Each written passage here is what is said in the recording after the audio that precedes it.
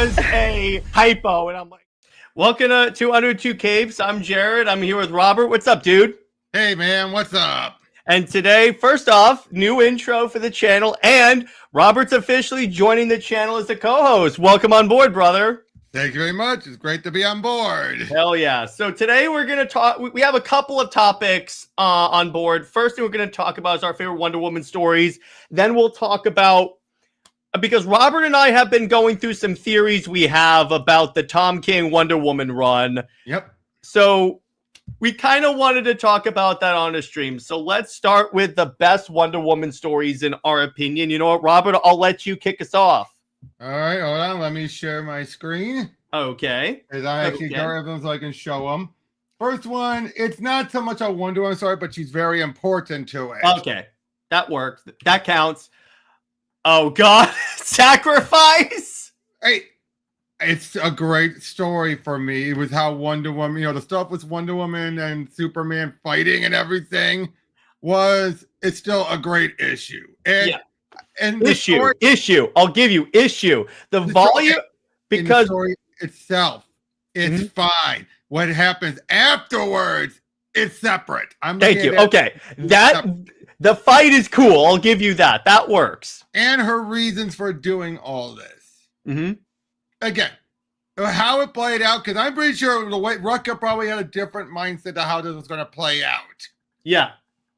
Because clearly, Amazon Attack was supposed to be something that he was going to be involved with, but then it went completely different. I almost wish he was in charge of Amazon's Attack, because maybe it would have ended up slightly competent. Yeah, but again, just the tactics and everything, just reminding us that she can take Superman, but if Superman truly thinks she's like Doomsday or something, it's going to be a tough fight. Like, this is not a case where I think this without giving us a definitive answer, made it very clear Diana would probably be one of his best matches, but also she probably wouldn't stand a chance if without other interference. I think Wonder Woman would, because here's why. Yes, it's a last resort, but she is the one that's willing to take a life. Oh, I know. And one thing I also like is different artists on here, but you can barely tell. Yeah. You know, it's funny. Until you just said that, I didn't know there was there were different artists throughout this. Yeah, well, you can definitely tell some of these are definitely not rags. Well, yeah, it's true. But yeah, the art on that is solid. The fight, the scale, yeah, it's really cool. I like that one. Yeah, I mean, because look here, like there's rags. You can definitely tell rags, the detail and everything. And then, hold on, let me get to one that definitely this is Carl Kessel here. Mm-hmm. And then I think the other one is Tom Derenick or someone. See, look at that right here. I love this move. Right, yeah. That works so well.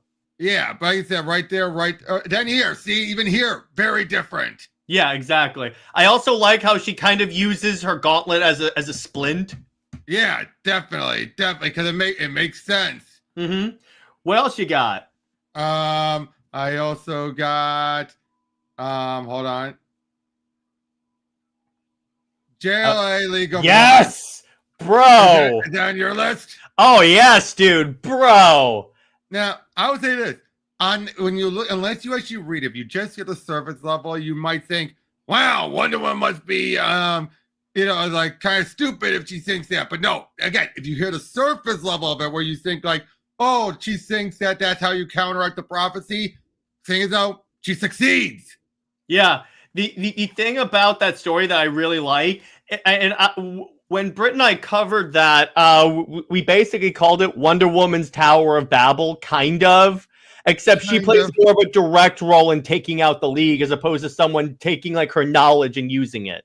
But at the same time, this was her one shot of doing it though, because it ain't gonna happen again. No, it definitely isn't. But yeah, I definitely like this a like figure of Greek myth fighting a dragon. That was cool. Yeah, but there you go. I mean, when I say on the surface, if you don't actually read it, you hear she hears a prophecy that the League is supposed to die. So she thinks, well, if it's the League, then I'll be the League of One, and that way only I will die. You hear that on the surface, you think that's kind of naive. But loophole. Yep.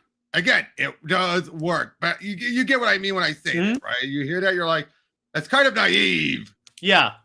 I also have a lot of these I can see ahead of time. Okay, people have been telling me about this one.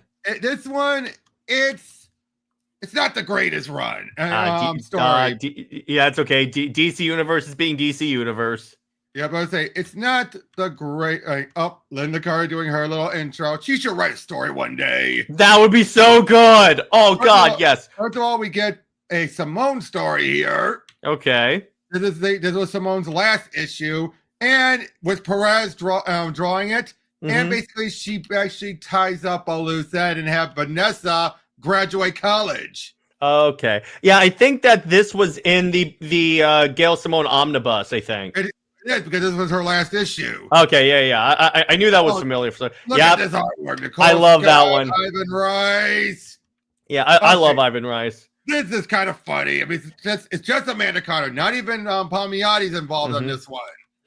That egg thing, Eggman Shoe is like the weirdest DC villain, I think. Now, I can basically say this though. As much as I like the joke, Connor does not get Cassandra. Yep. I mean, it should have been someone else, but I just loved like Manga Monster. I'm unfamiliar with that foe. Can you explain? Oh boy, at least the tiny guy's tentacle were attached to his face. Again, it's like Cassandra would never say that. Someone else could, but not Cassandra. Exactly. And first up, real quick, what's up, Giratina? What's up, Cameron? And what is up, Kirby? Just want to say hi to the people. Yep. That is dope.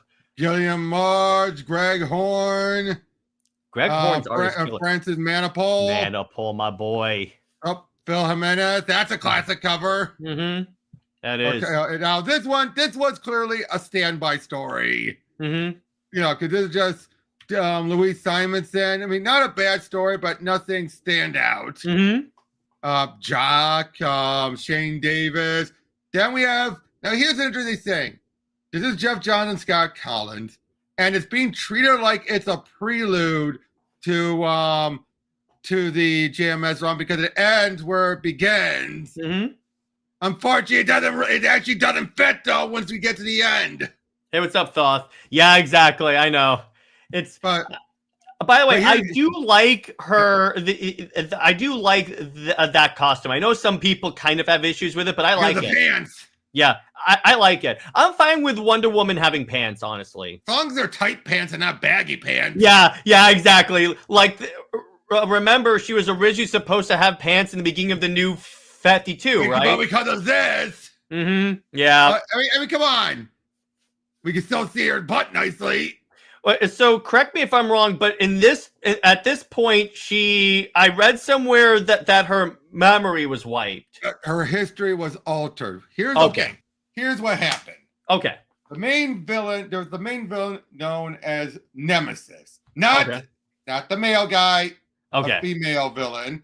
And she represented, she was the personification of all the hatred women have of those who have done them wrong. Unfortunately, she reached a point where she has built up so strongly, she's become so powerful that not even the gods could stop her. Okay. Now, eventually led to her fighting Wonder Woman. And Wonder Woman did her best, but what she didn't realize is that Nemesis could take her over her. And she does, but a small portion of herself was separated. And that's what this version is. Basically, to protect her and everything, Zeus and the others rewrote history so they could so she could be protected. And one thing I do find interesting that unfortunately they didn't go anywhere with this is that because she was supposed to remember all these events by the end. This is a Diana who grew up in man's land since childhood. That's interesting. And basically she is obviously very different. Like she likes certain type of music, things like that. This is clearly a different Diana from her upbringing, but still Diana in her heart. Okay. And that by the end of it all, I mean, well, again, basically she would have had a different mindset of memories alongside her proper memories. In a way, JMS was coming up with a way that would have resolved the issues that Jeff Johns always felt with her, making her be more human. by having that upbringing be part of who she is now. Mm-hmm. I kind of like that idea. Yeah, exactly.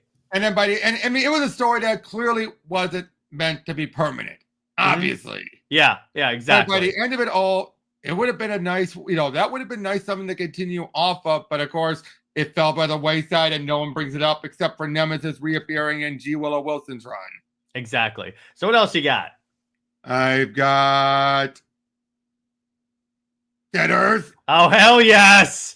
The post-apocalyptic Wonder Woman, where the reason why she has all these powers is because Hippolyta put the blood of all the gods in her. Yep. Oh, God. Yeah. And see, I was talking to Drew about this, and the issue that we have with this book, it's not the story. It's the fact that, like, the Amazons are supposed to be, like, hot women, but the way that Daniel Warren Johnson kind of draws them, it's not necessarily that way. But it's not, but at the same time, you could definitely tell he's not drawing them fugly intentionally. Yeah, it's just his art style, and it's one of those occasions where, like, yeah, the art was called as woke. I'm surprised no one's called as woke by saying, "Oh, they uglified her."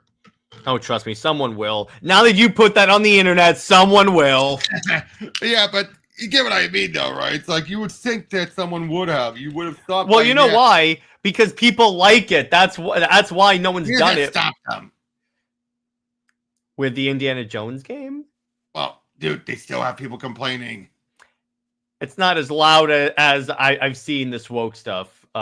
True, but still, this was still really good. Dope story. And then her taking Superman's skull and spine and connecting with the lasso like a... Well, actually, her killing Superman, so it seems more like it seems more like the battle and sacrifice done to the extreme.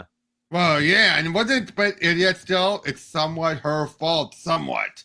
Yeah, exactly. She like lost control. That's really cool. How the Amazons are like the monsters. Mm-hmm. Yeah, exactly. Some really, really killer stuff with that. Yep. I could tell you. Hecate, I love that. Of course. And I just went back over it, and I gotta say, the ending is still it's both predictable and yet still doesn't remove its powerfulness. Because let's be honest, it was the only way to end it. Yeah, exactly. Although one thing that bothers me, but I can also accept it as this is that era, how obsessed Batman is. Yeah, I would say so. That's kind of weird. You know what I mean? It's like she killed in self-defense, clearly. Yeah, but some writers do take the whole Batman's no killing rule, or he will arrest someone that kills, to the extreme. I do like, by the way, if you go up to one of the previous pages, Wonder Woman is walking around with a Superman mug. Of course. She does appreciate him. She may not love him, but she does still appreciate Robert, him. you're a member of Comics League now. This is going to be the regular thing, bro. I know, but I'm going to still be the counterpoint. I know. Or I'm not going to say the voice of reason, but definitely the voice of the opposing side. That's fine. I like that. That works. But yeah, that one was really good. Gail Simone's first arc.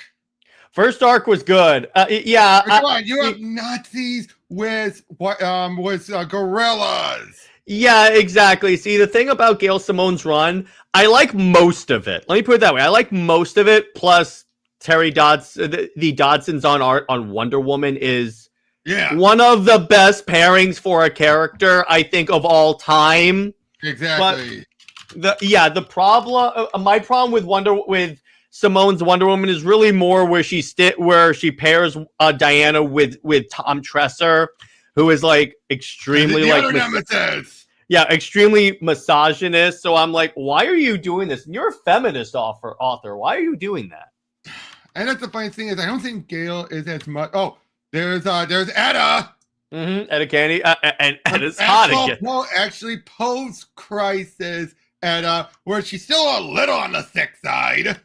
Yeah, but yeah, This has also. I love it. I love the Yeah, part like right here. You can definitely tell that's showing meant to indicate she's still a little on the thick side. Yeah, which I'm fine with. I like when she goes and like fights that Nazi guy, and then she Nazi, transforms, and then all you see is like her shadow of the Wonder Woman logo as she steps out, and she goes, "Okay, yeah, I'm taking you down." Yep.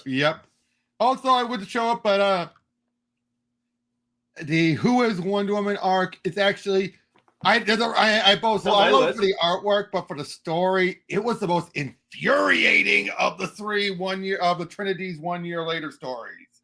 It's on my list, so we can talk about it. Yeah, but okay, yeah, but prepare to hear my criticisms about it, though. It's all good, all good. But obviously, this one is that's on my list. The death of Hippolyta.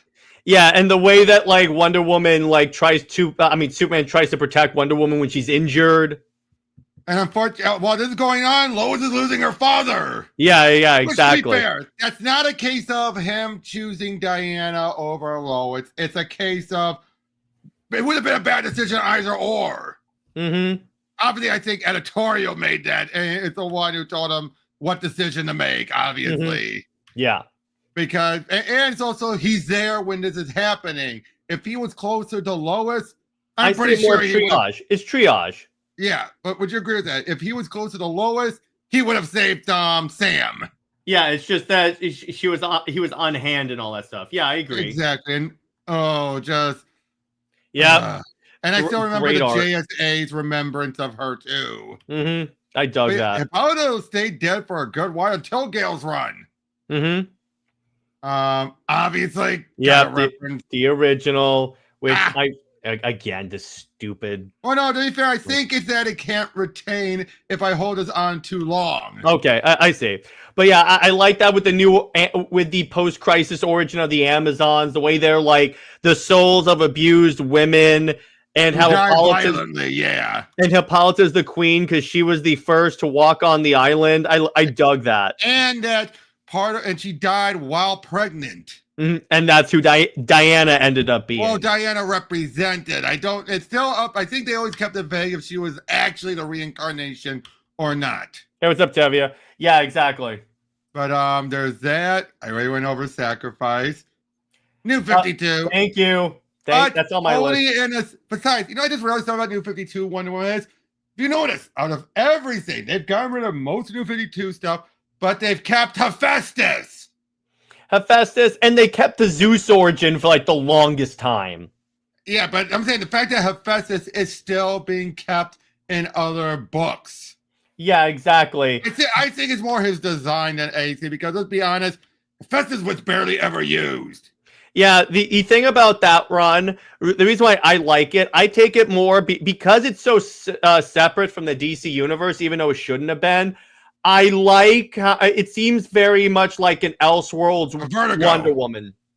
I was going to say it was like a Wonder Woman Vertigo story. Yeah, so that's why I tolerate it and I actually really enjoy it. And then when you get to the French's run, you have a little bit more of that. Yep. Earth One, the first 2 volumes. Yes. Why not volume 3? Okay, volume 3 I like as a conclusion, but it's just way. I mean, and again, I get what Morrison was going for. It's not as political as or Yannick Paquette's political views. I applaud him for that, and I will defend anyone who tries to claim it is their political views. Yeah, but I still can't believe that Morrison wanted orgasm guns. Again, he was playing up the sexuality side of Marsden. A little too much in my mind, but but look, them on the bondage. It's right there. Yeah, I know, and I do like some of the panel borders. How like some of them were like rope, or even in the beginning, how it's like Greek pottery and all that. Yes, seriously. Serious. But I would say that this is the closest we'll ever get to Megan Fox as Wonder Woman. Remember, there was a brief time when people did consider her. Yep. I mean, yes, Cameron. Or Grant Morrison wanted the Amazons to use guns that when they shoot people with them, they orgasm.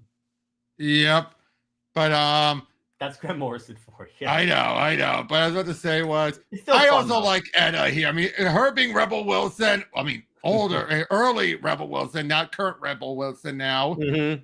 I thought was perfect. Like, I would have loved that. Yeah, it's pretty cool. I dig it. Yep. But, of course, Historia. Good. I love that love book. it.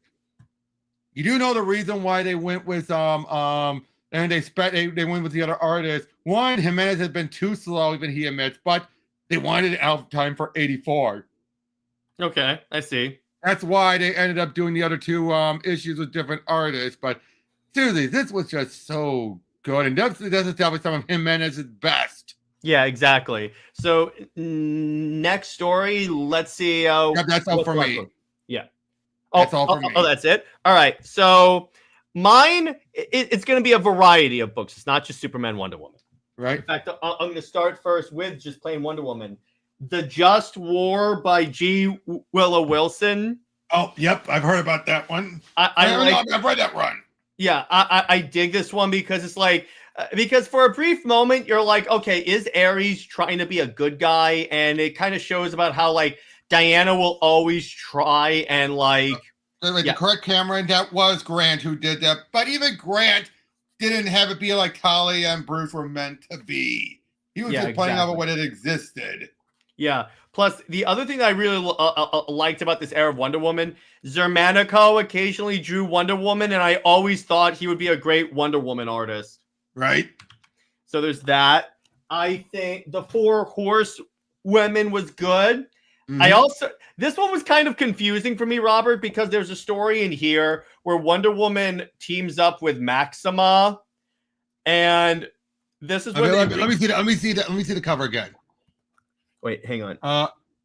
Who's the writer? This is Steve Orlando.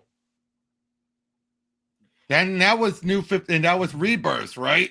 Yeah, it was post Rebirth. But here's the part of this that when I was reading, this is the lesbian Maxima, isn't it? Yes, it is. Now here's the confusing part for me, where I was like, "Wait, what?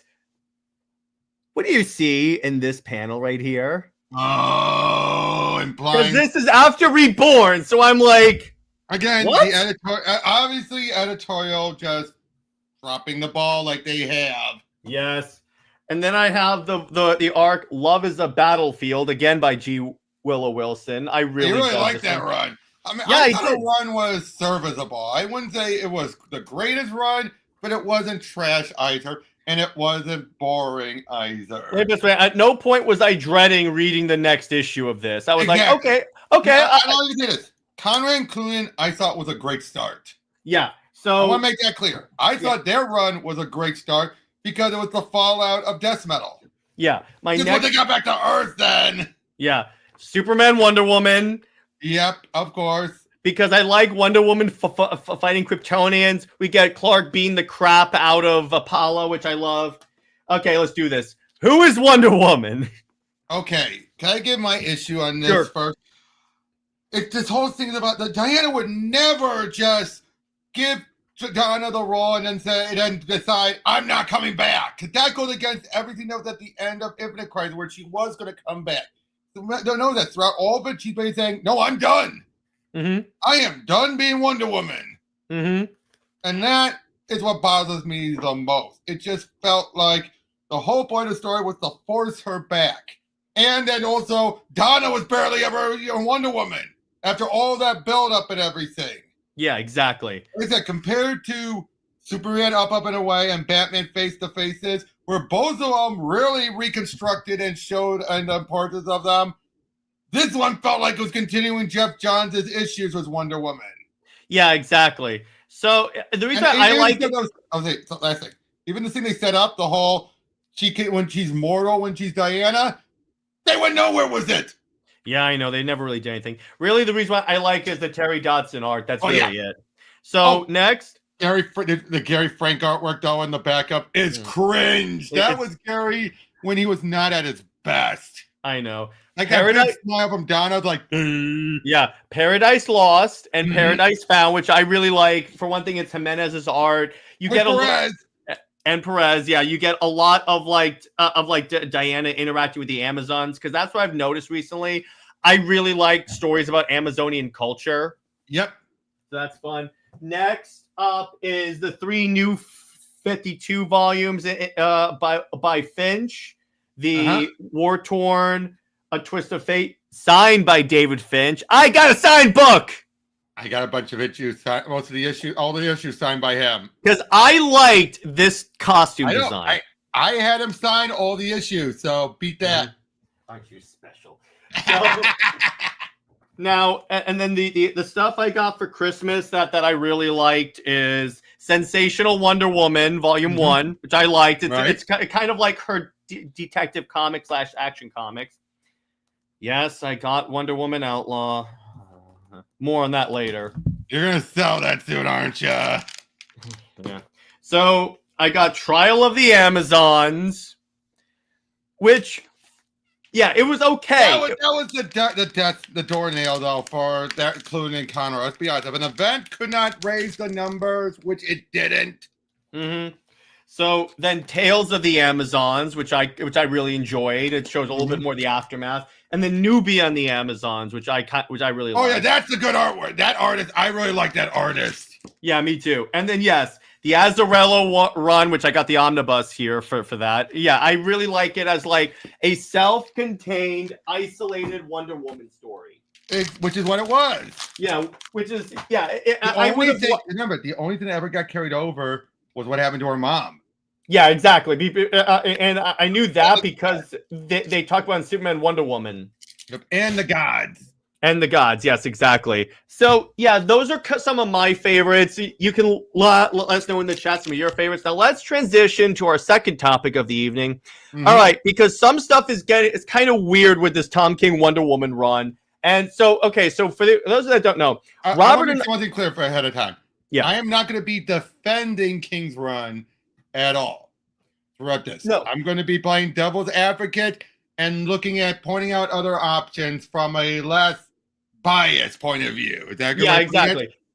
Now, to set this up, Robert and I chat pretty much every day about this, so this is more of like a continuation of our conversations. And sharing it with you. Yes, I do have the New Gods comic. I haven't checked it out yet, but it looks good. Mm-hmm. So, all right. So our first theory. Okay, so for like 2 issues of this, the Sovereign has Diana captured. Mm-hmm. Now, one of those 2 issues, Diana is wrapped in the lasso of lies. So Robert brought up to me, what if she's like, what if he like inputs something in her mind, like do it, which you can do it. Now, it would have to be in the first issue before she breaks the lasso, though. But that would, because we know she did. That would, now, again, I want to say this. We are not defending the Wonder Woman run at all. All we're trying to do is try to make, you know how there's like something that we either don't like or like are very indifferent about, but we're trying to like make a sense of it. No prize it. We're trying to no prize it. Yeah, exactly. But for this, that would make sense as to why she never escaped either, because we noticed. Yeah, go ahead. And some of her thought patterns afterwards, including wanting babies. Yeah, so our idea with Trinity, going off of that, is that, so if you notice, when she's like captured in the lasso, she's a 1950s housewife. That could be lingering thought patterns from the lasso. Yeah, and that's what, like, all of a sudden, that's why she wants a kid all of a sudden. Which, to be fair, that being an instigating factor in and of itself, it's not a bad idea, to be honest. Because there are stories like that where even if a bad guy did something like that, it pushes them in that direction. It's happened. By the way, literally, the first issue, so what Sensational Wonder Woman is, I know what it was. It's an anthology. I'm just explaining it to them. But literally the first issue is Wonder Woman is a 1950s housewife. Coincidence? I think not, because let me put it this way, Tom King ripped off Immortal Beloved for that Batman Wonder Woman story he did in his Batman run. True. But anyway, but beyond that, it's like, so that would explain why all of a sudden she has Trinity. Now, to be clear, that doesn't mean that Trinity is not like a real baby or something like that. No, she clearly is. She clearly is. Let's get this out of the way. It's quite clear from a lot of our talks that now there's a difference between what people like you, Jared, want and what's most likely to happen. Yes, exactly. What Robert and I think is gonna happen with Trinity is that let's assume the Trinity series doesn't do well enough. It's not. I'm going to be generous and from my end and say it's not going to flop, but it's not going to do well enough. Exactly. Again, it all depends. Let's be honest, that depends on how much they promote it, which they could go either or, because they are divisive when it comes to King's work. It goes one way or the other. Like, look at Penguin, barely promoted, but at least it had a lead in from Zdarsky. Yeah, but the other thing that tells me... No, Tavia, that's not what we're saying. Yeah. Oh, by the way, Britt says, honestly, it makes it worse if Diane is influenced by the 50s illusion. King is placing Diane in the problematic women's place. We're not saying so much that she's influenced so much by that illusion, so much as lingering thoughts from it. You know what I mean? Or like the Sovereign put that in her to pacify her. It's not necessarily Diana wanting that. And in fact, here's the other thing. I don't think the Sovereign fully succeeded. No, but so here's the thing. So the idea is that if the Trinity series doesn't do as well as DC wants it to do, and I have this backed up by like multiple sources of what's most likely going to happen, and Robert too. What's most likely going to happen is that first they'll give it to a different writer. Exactly. Because what they're going to check it, because if they just cancel it like then they would be like, you don't know if it's the character or the actual, like, maybe King's writing. So what they'll do, the story told. Yeah, it's true. They'll give it to a different writer. Now, if the different writer still can't resuscitate the character, I say they'll try one more time because she's the daughter of Wonder Woman. Because of that, they're going to probably she might earn a little more leeway compared to other characters. I'm saying there's a possibility. It's either 2 strikes or it's going to be 3 strikes. I would say 2 strikes, really. I know she's the daughter of Wonder Woman, but as you and I have talked about, Wonder Woman is not as big of a... It would be one thing if it was another son of Superman. Or daughter of Superman. Or Batman, even. Batman, I would say they would give it as many tries as possible. But let's assume it's 1. Let's assume it's 1 after King. So it's 1, and then if that doesn't work... Now... This is where we get into, because I've talked to my friend Drew, and he says if another writer can't resuscitate her, what they'll most likely do is forget Trinity ever happened. The problem with that is that Trinity is born as a baby, so they can't exactly not reference her. So what what they'll either do, what they could do, they'll do, because it is telling that she's like made of clay. Mm-hmm. So there is a way with like magic they could like fandangle that. They're not going to kill the baby. They're not going to kill the baby. Or they'll put her in another dimension and never touch it again. I thought a good theory. That one I doubt King would ever do, but put her in the same dimension as Jason. Exactly. Brother. You could do that because that way, and someone Diana trusts. Take the baby and give it to Jason, because that way the kid is gone. You don't kill the baby, and it's like, okay, if a writer wants to do it later, you can. But I do still think, no matter what, as soon as she's out of King's hands, I do feel like the writer is going to try to like maybe retcon out Steve being like heavily involved in her birth, because you and I were talking about that. Let's talk about that real quick. That doesn't make sense. Not the way it plays out. It doesn't make a lick of sense. Because hang on, I'll pull up the issue real quick and we'll talk about this. I just threw out Jason the possibility. We know there's no chance King would do it, but it was just a silly little. Oh, they can send it to wherever he's in. Well, it's not necessarily. It would be King that would do it. It could be the next writer. Exactly. So here's the thing. So I'm pulling this up because here's the thing. What Robert and I were talking about this, because issue 14 is the birth of Trinity. Man, I wish she were still like not born yet, because then this would have been easy. If she fails, they would just say, okay, it's an alternate future. Exactly. But Nope, she exists now. All right, so here's the thing. Here's what happens. And I already had this up from a previous rant. So here's what we're looking at. Hang on, I'm gonna go.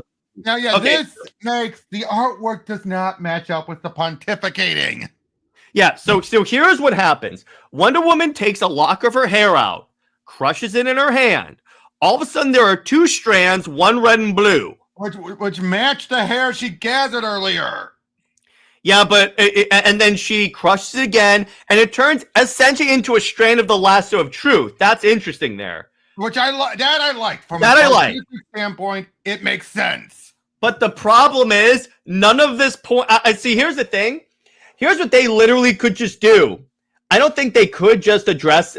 Here's what I think. Because it's so ambiguous, I could see the writer not even trying to retcon, just saying he's not her father or something like that. Just have someone say he's not my father and just be done with it. It could be a case where it's what Diana willed it to be. Yeah. That's probably the only thing I could see. That's the only way I could see it, is that she willed it to be Steve's. Or like maybe that's what she wanted or something like that. It wasn't necessarily like she used her willpower to make Steve the father. I just mean will as in, when asking for the gods, to grant life or whatever. Yeah, but if you notice, it didn't even say, she didn't even mention the daughter of me and Steve Trevor. It's even the Sovereign. So even then, because the Sovereign that directly addressed it, you could just retcon that out and say it was just the Sovereign. Perhaps, yeah. Because that's the other thing, because Tom King was on Robert's show. Congratulations, by the way. Thank you. And so now this could too late now. Yeah, exactly. If you get him, I'm gonna be really jealous. But okay, if this this could either be BS or true. What King emphasized is that the first 20 issues is from Sovereign's perspective of the story. Which, again, there's been a lot of clues for that. Let's be honest. You could argue it, but when you really look at some of the writing, it does lean towards that. Now, here's it's heavy. Why would we say Sovereign made Trinity? No, I think he's not understanding what we're saying. No, what we're saying is that this is Sovereign's recounting of the events. He didn't make Trinity. That would be hilarious, but I don't think he... Well, no. Again, if we go by the lasso of lies being an influence, he's the catalyst, but nothing more. And the thing about the Sovereign using the kid to make Diana, passive, that would be more of, why it would make sense that she would be, hanging out on the island while the other Wonder People and Wonder People adjacent, in the case of Detective Chimp, take care of the Sovereign. But the thing Britt says, if Steve is supposed to be her father, why doesn't she have his last name? Well, to be fair, one, they were never going to give the last name. Two, they're not married. And three, but here's the thing. Based upon the way the story is kind of structured in terms of the dream of her being a housewife and all that stuff, and the way the Sovereign speaks and all that stuff, you would think maybe he would do King would do that. Wait a minute. But the Marsden was connected to a relative of Steve, so in her mind, probably that counts without having to have his last name. True, but still, the prince. Well, the other thing is Diana doesn't really use the prince thing that much anymore. Again, it's vague. Here's the problem with this. I just read something. How much of this is actually King? I think this is some of it King taking advantage of the whole everything's canon from Dark Crisis. Yeah, but didn't they ignore that now? No, because look at what Wade has done in Phantoms. Yeah, but here's the problem. He's ignored a lot of stuff and then brought back other stuff. Here's the problem. Well, that could always be brought into what happened with Rebirth. But here's the thing, though. But Diana was the daughter of Zeus.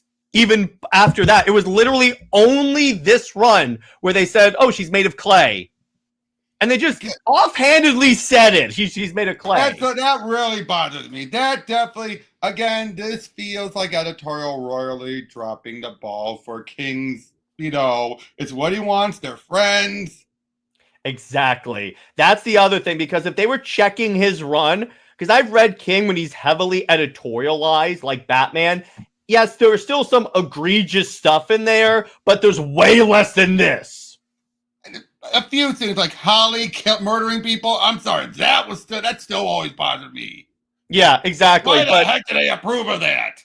Yeah, but with this, it's like, let me put it this way, if they were in charge, if editor was actually doing their job, I don't think they would have done like, I don't think like all these other side characters would be coming in while Diana's sitting on her ass all day. Can I bring up one thing? Yeah, so of course.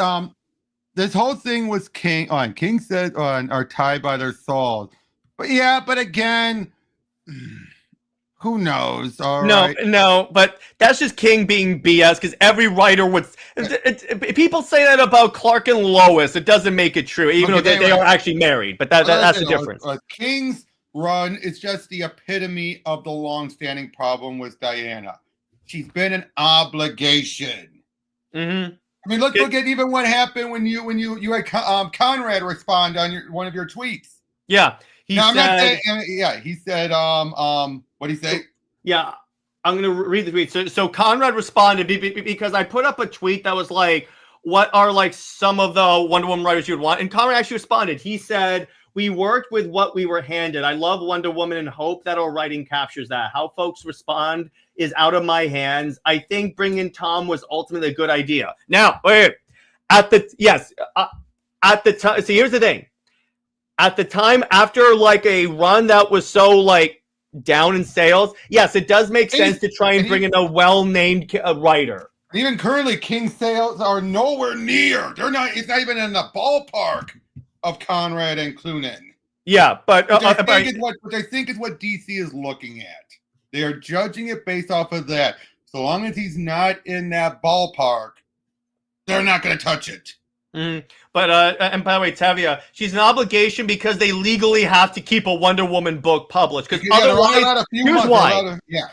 Because otherwise, I think they would have canceled the book and like given it a break at least, like a couple of months. I think. Yep. I would say it would take a Rucka, not because Perez. Here's one thing I would say about Perez. Perez worked because he had an editor like Karen Berger that retained for him. Mm-hmm. Because if you ever read his guts in his George Perez Sirens, it's kind of like Kirby when Kirby was alone. All right, I'm gonna say this. Here's what it actually would take. Not necessarily a Perez or even a Rucka, just a writer that wants to write Wonder Woman. True. And here's the other thing. Has King truly poisoned her? Not irreparably, because most of the stuff is just stuff that's in the story that just doesn't have to be acknowledged, except for Trinity. No, but it's just, here's the thing.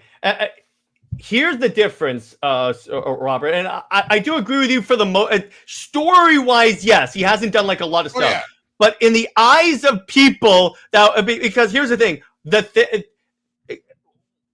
however long he stays on this book, one of the symbols of this run is going to be, I ate my rat, or the punching the mom in the face thing. I'm going to tell you, is he tanking the book? Actually, no.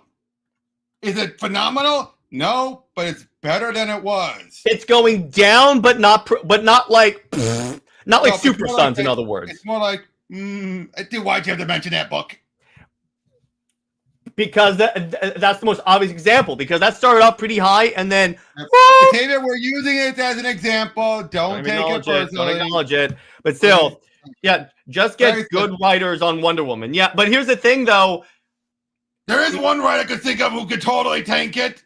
Yeah, two writers. Let's talk about that. So here are the writers I think could repair this. Now, I'm going to read off my tweet, even though you probably saw it, but I'm just going to do it anyway. Go ahead anyway. Okay. I think it came from a lot of our talks, so go ahead. G. Willow Wilson, because here's the thing. I've said that like a run post-King doesn't have to be amazing. It just has to be okay. If she wants to. If she wants. Okay. Assuming these writers all want to. Exactly. Just like Rucka. Let's assume that. Greg Rucka. Because here's the thing. From a PR standpoint, that would make sense because the... not Loeb. No. And Tavia, I'm talking about people that have written Wonder Woman or an equivalent character. That'll make sense in a second. But with Rucka, it makes sense because both sides of the Wonder Woman fan base, Whether or not the ones that absolutely abhor this run, or the people that like it, or the people that don't like it. The people that like Wonder Woman like Greg Rucka.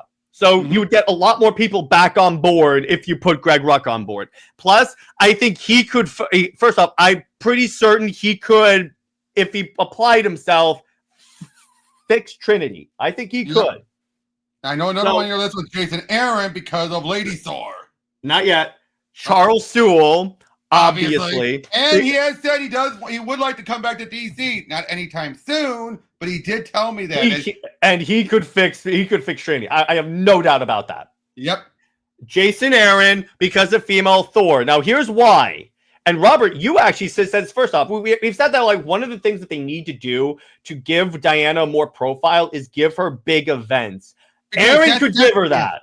Yeah, War of the Gods or something like. Well, basically, there was War of the Gods, making it like War of the Realms. Can you imagine if we got a War of the Realms style story? But except that we don't have that many realms. That's the one thing. No. But like, imagine if he redid War of the Gods. Yeah. Now, and I could see him expanding things. Yeah. He could even expand War of the Amazons with like all the different Amazons tribes, like something like that. Answer you, Cameron. I don't know. I know that if they do it soon, that they could just ignore Trinity, but at the same time, it's still freshen up and everything. If they do it right now, no. I think because they still think she's in the. We still want to give her a chance. I think well, here's the thing. It depends on what they want to do for a reboot. Because here's the thing: if they want to go like Flashpoint style, where like treat it like we never published a comic and these characters are just starting off, Trinity's gone. But they're not going to do that because they already have Absolute. No, and Tevia, no, we're not going to have Tom Taylor write Trinity. Doubt, because he would, Robert. No. I'm going based upon his writing of like John getting super political or making. He would have Diana. Don't blame him for Injustice. No, I'm not blaming on Injustice. He would have Trinity lecture Diana on her privilege. Good point. I'm sorry. Taylor is way too political for this. But anyway, so then we get Stephanie Williams. She's a 50-50. She's a 50-50. However, the thing I like about her, she wrote the Amazons before. She has an Amazon book coming out soon. We don't know what it's about, but still, she has experience with this world. Yeah. And let me put it this way, she's no Leah Williams. Leah Williams would be worse than King. Or Vita Ayala. Yeah. Now she's worked with Vita though. Yeah. Darius says Charles Sewell would be my pick, but Jason Aaron could be good option also. Either one would treat Diana or treat his character with more respect than Tom King. Yes, I do agree with you on that. Now, here's why I say Aaron too, because here's the thing. Yes, Aaron can get very male feministy, but here's the thing. Only if there's a vocal crowd, chastising him. But I think since he didn't create Trinity, I think that gives him a safety net. Yeah, I feel like he could. Plus the fact that even with General Wonder Woman, I get the feeling that like I get the feeling that Wonder Woman fans for right now are like, just get King off the book. We'll deal with whoever. And I think that if you get King off the book, they will give the new writer a shot. What now? But are they going to accept Trinity still being around, or are they going to be like, get rid of her? No, it depends. It depends. Because first off, if they retcon out the adult Trinity, yes, I still say that I have a little bit of faith they will at least give it a shot.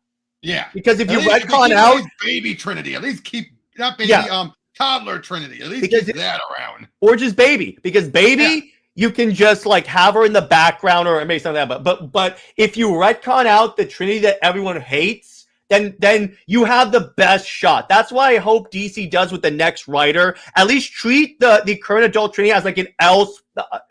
Tell people that goes without saying. That goes without saying, dude. Yeah, they need to do that because otherwise, because if they keep that and say this leads to that, then Trinity is DOA. Yep, exactly. You won't hear me argue that. Now, but yeah, like we agreed, Leah Williams would be like, no, Trinity's gone. Trinity has no chance. Look what he did. Look what she did to Punchline. Well, even on that, I feel like she would even try and retcon Trinity out because of her link to Steve. I don't think she would. I think she would try it. She would retcon out the connection, but I don't think she would get rid of her. Now, let me ask you this, Robert. Now, who would you put on there for Wonder Woman? Who do you think could repair the damage of Well, you King? mentioned a lot. You mentioned a lot, but Okay. I would also add Mariko Tamaki. Yes, I was about to say Herbie because she had a pretty decent run on stuff. I regret not getting it because I just didn't care for that first issue. Mm-hmm. I regret it, but Mariko Tamaki could that's Steve Orlando, and he ain't coming back anyway. So yeah. By the way, Tavia asked we could get new blood for a Trinity book. Who's an unknown? Yeah, but they have plenty of them, and there's a couple of them that like oh, and it doesn't have to be a female writer like because we mentioned Aaron, the guy doing the Batgirl book. Now here's the thing: if they want to get, here's the thing: if they really want to give Trinity the best shot at succeeding, I think they should give her like a name writer. In other words, one that people know, because like this way, if they give it to Rucka, people will give it a shot. I think all the Wonder Woman fans will 100% give it a shot. I think they know well enough not to give it to Leia then. Oh, yeah. I am 100. You know what? I'm going to say this. I am 100% certain that if they give it to Greg Rucka, based upon the Wonder Woman fandom and their high opinion of Rucka, I think he would stand the best chance of the Wonder Woman fans giving him at least an arc or two to fix Trinity. Exactly. But again, they have to offer it to him, all that stuff. Well, yeah. I'm saying, assuming all of those things happen. I want to get one thing. And I'm not saying this to you, the stuff you and I have talked about. I just want to point out to people, most writers in the community currently would respect King. Let's be honest. Can we agree to that? I'm just, but you get what I'm saying, right? Like most of them, I'm positive, would respect King and what he came up with, is what I'm trying to say. Yeah. But here's what they... they'll respect it. They'll maybe reference it, like, "Hey, remember when I fought the Sovereign?" But exactly. I don't think the Sovereign is going to show up again for like a while. No, and like we did come up with one good idea of how we could come back. Yeah, as the Titan Kronos, or just connect them to the Olympians. Yeah, exactly. The Olympians, seriously, the Olympians were a great idea that just didn't go anywhere. I know. The only time after Simone's run, the only time they appeared was one of them was in the Outsiders, was in the Dio's run, because that was the Dio's idea. Yeah. By the way, so I don't think I told you this. So I put out a video yesterday on like why King has to leave the book and stuff. Someone put a comment that they should make Wonder Woman the president of the United States. No. I go, no, because here's the thing. Here's why Diana sucks at politics. Let's be honest. She's a good ambassador, but overall politics. Well, here's the other reason why that story doesn't work. Okay, strong word. I don't mean suck, but you know what I mean. Yeah, but here's the other reason why that story idea wouldn't work, and this story doesn't work. Diana doesn't exactly like factor into U.S. politics that much. That's what I meant. That's what I meant. Yeah. Because here's the thing: Superman. You could argue Superman does. Superman does to a point, but it's more the idealized American. Yeah. And Tevia says, which the last time we saw the Olympians from the gods was in the terrible Amazon's Attack book. Okay, Tevia, just because they're in bad books doesn't mean it's a bad idea. Yeah, I don't think that's what he was saying. No, I don't think that's what he was saying. Yeah, but yeah, I know that Jody Campbell could take over. Ah, there you go. How is the Mary Marvel book though? You mean just the Shazam book? Yeah, how is it? It's good. And she's doing a lot of stuff because you know what she told me before? She's trying to bring back as much as the old lore as she can. Okay, if she respects the old lore, if they gave her Wonder Woman, I would have a little more faith. Yep, because here, like I said, I wanted to get back to what I was trying to say earlier about with Diana. Which can we agree that Diana's biggest problem was she has not had she's had classic favorite runs.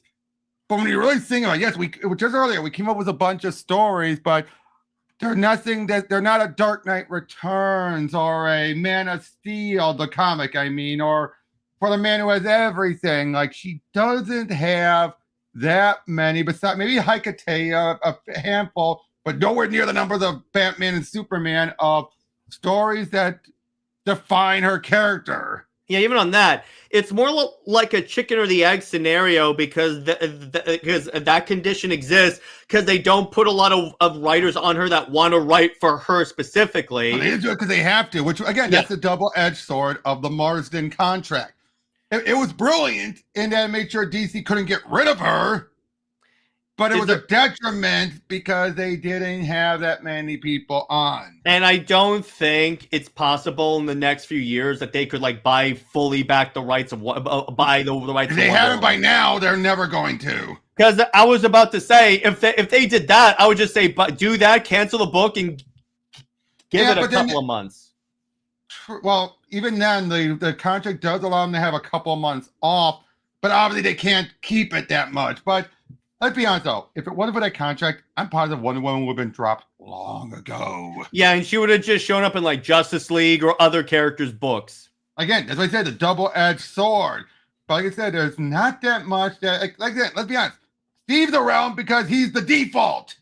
Yeah, exactly. He has never given that many other love options. That even Superman, Batman both have had other love interests that are still recognized.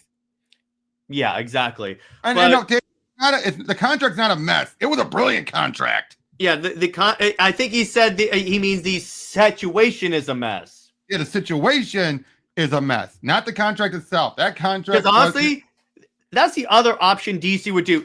Ignoring the fact that they may have to solicit books like a couple of months in advance. Let's say they do that. As soon as King's Run ends, they just put the book on hold for like as long as the contract allows. Which is, I think, only a couple of months. I do think because there's a reason why they had to do that Legends of Wonder Woman between the end of the pre-crisis run and Perez's run. Well, let's say they do that. They do like, could they? The only time Busick ever wrote her. Well, what they could do per se is let's say that they decide let's put the main Wonder Woman book on hold for a bit and publish a Wonder Woman book that says Wonder Woman on it. Maybe Wonder Woman the Amazons, Wonder Woman Sensation Comics, and for a second, like tell more stories about Wonder Woman's birth. Or like world, and then bring back the Wonder Woman book later. You really think they would ever consider that? Yeah, no, but I'm just saying that's a way. That would be a good idea. That would be a good idea. Yes, agreed. Yeah, I'm saying put the main book on hold. Plus, if you put the main book on hold, you can decide what do you want to do about Trinity. What do you want to do about this? We had the Yara Flora Wonder Girl book. Yeah, that counts. I think, and that was a decade ago. Yeah, it wasn't that. It wasn't that. I mean, I get why. I mean, to be fair, I mean, as much as that was good, it wasn't as standoutish as I think people believe. Yeah, exactly.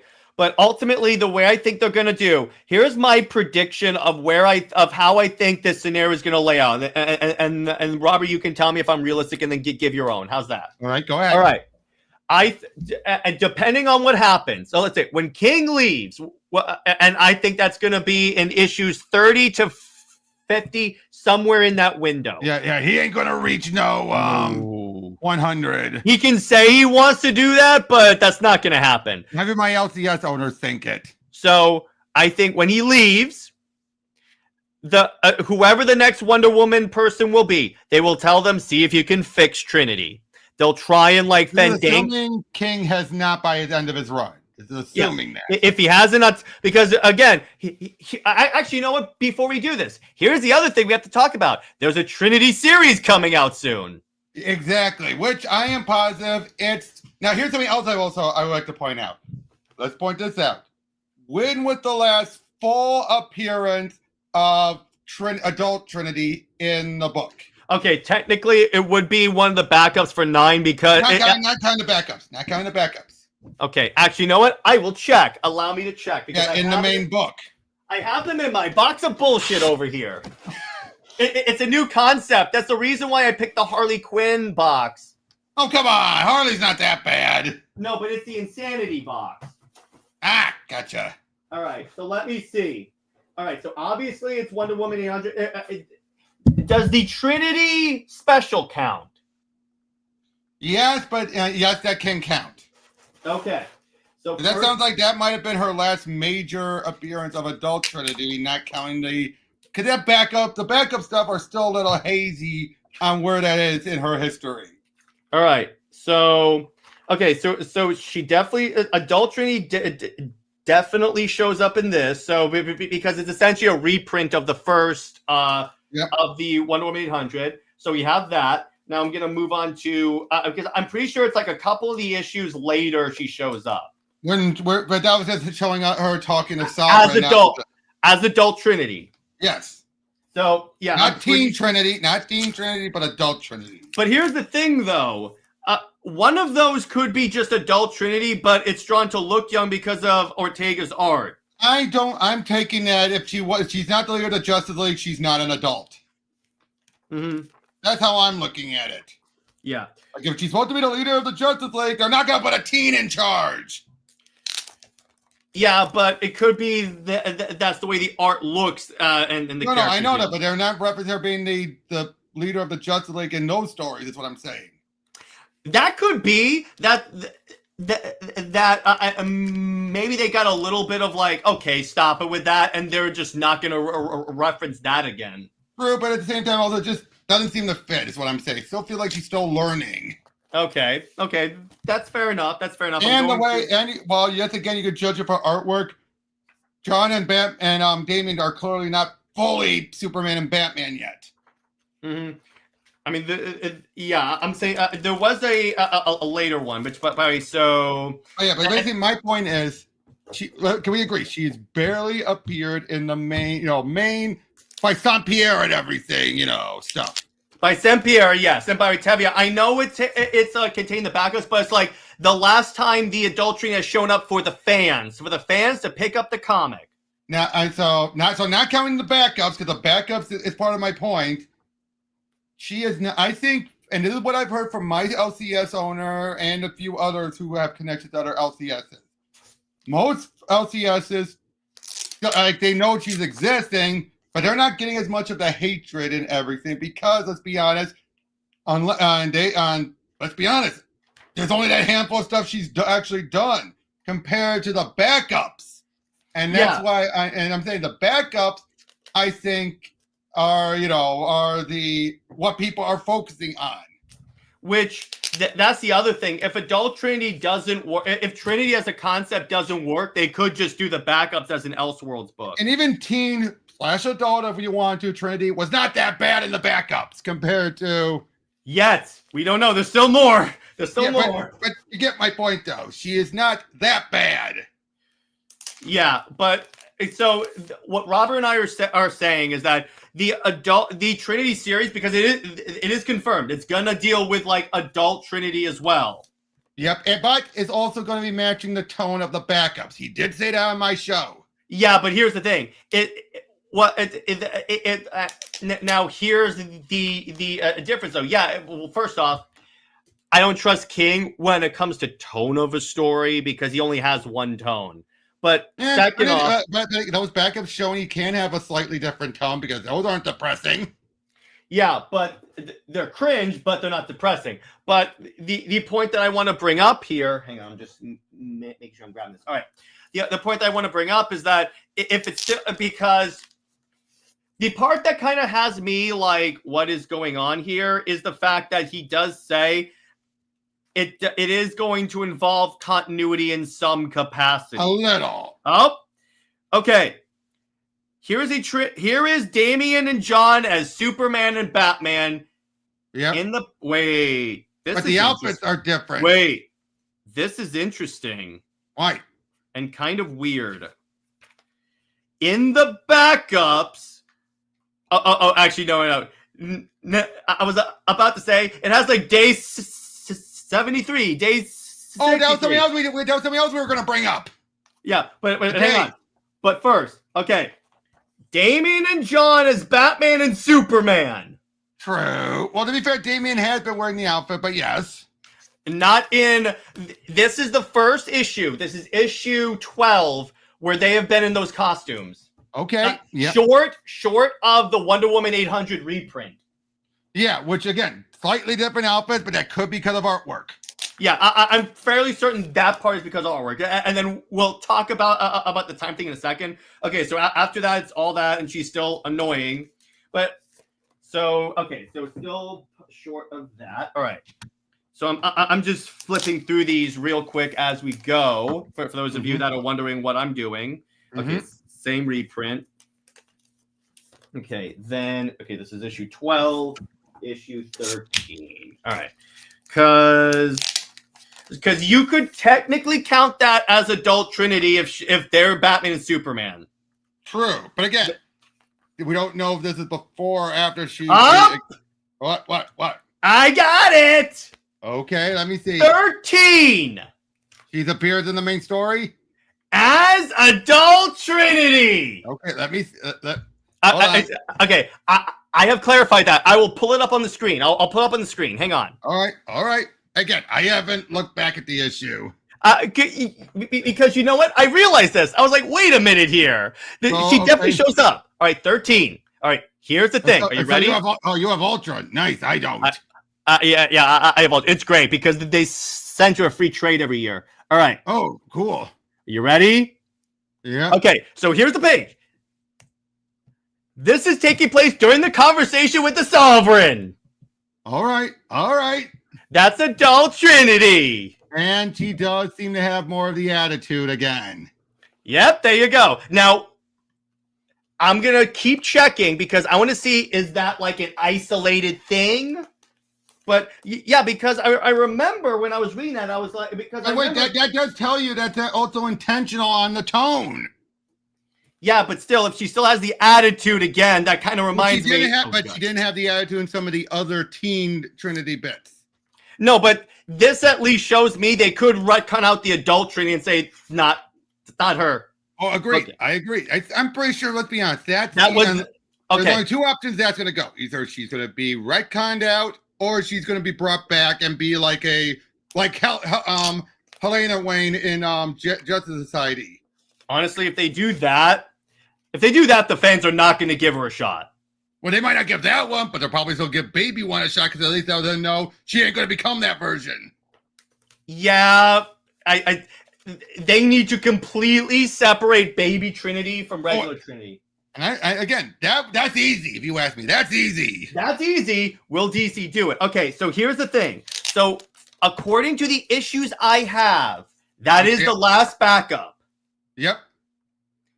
Except for the Steve Trevor one. Well, yeah, and the Jimmy Olsen one. So, issue 13. It wasn't a year. It was issue 13. Okay. Hey, that's fair. But even then, though, was that attitude something that stuck with you guys, and you're like, oh, she sucks, or is it just simply she's just having an attitude? Yep. Because it's clear it's that Trinity. Clear it's not Trinity? No, I'm sorry. I misspoke.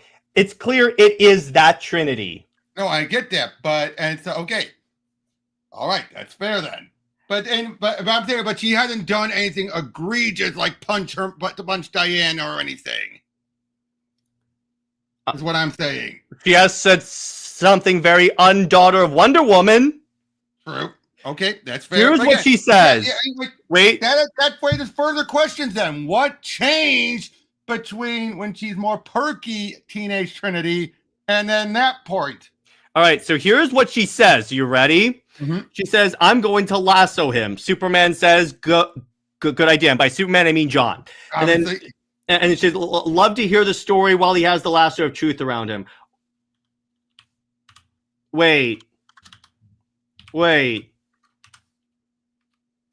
First, Trinity says, not that lasso, the black one, the one of death.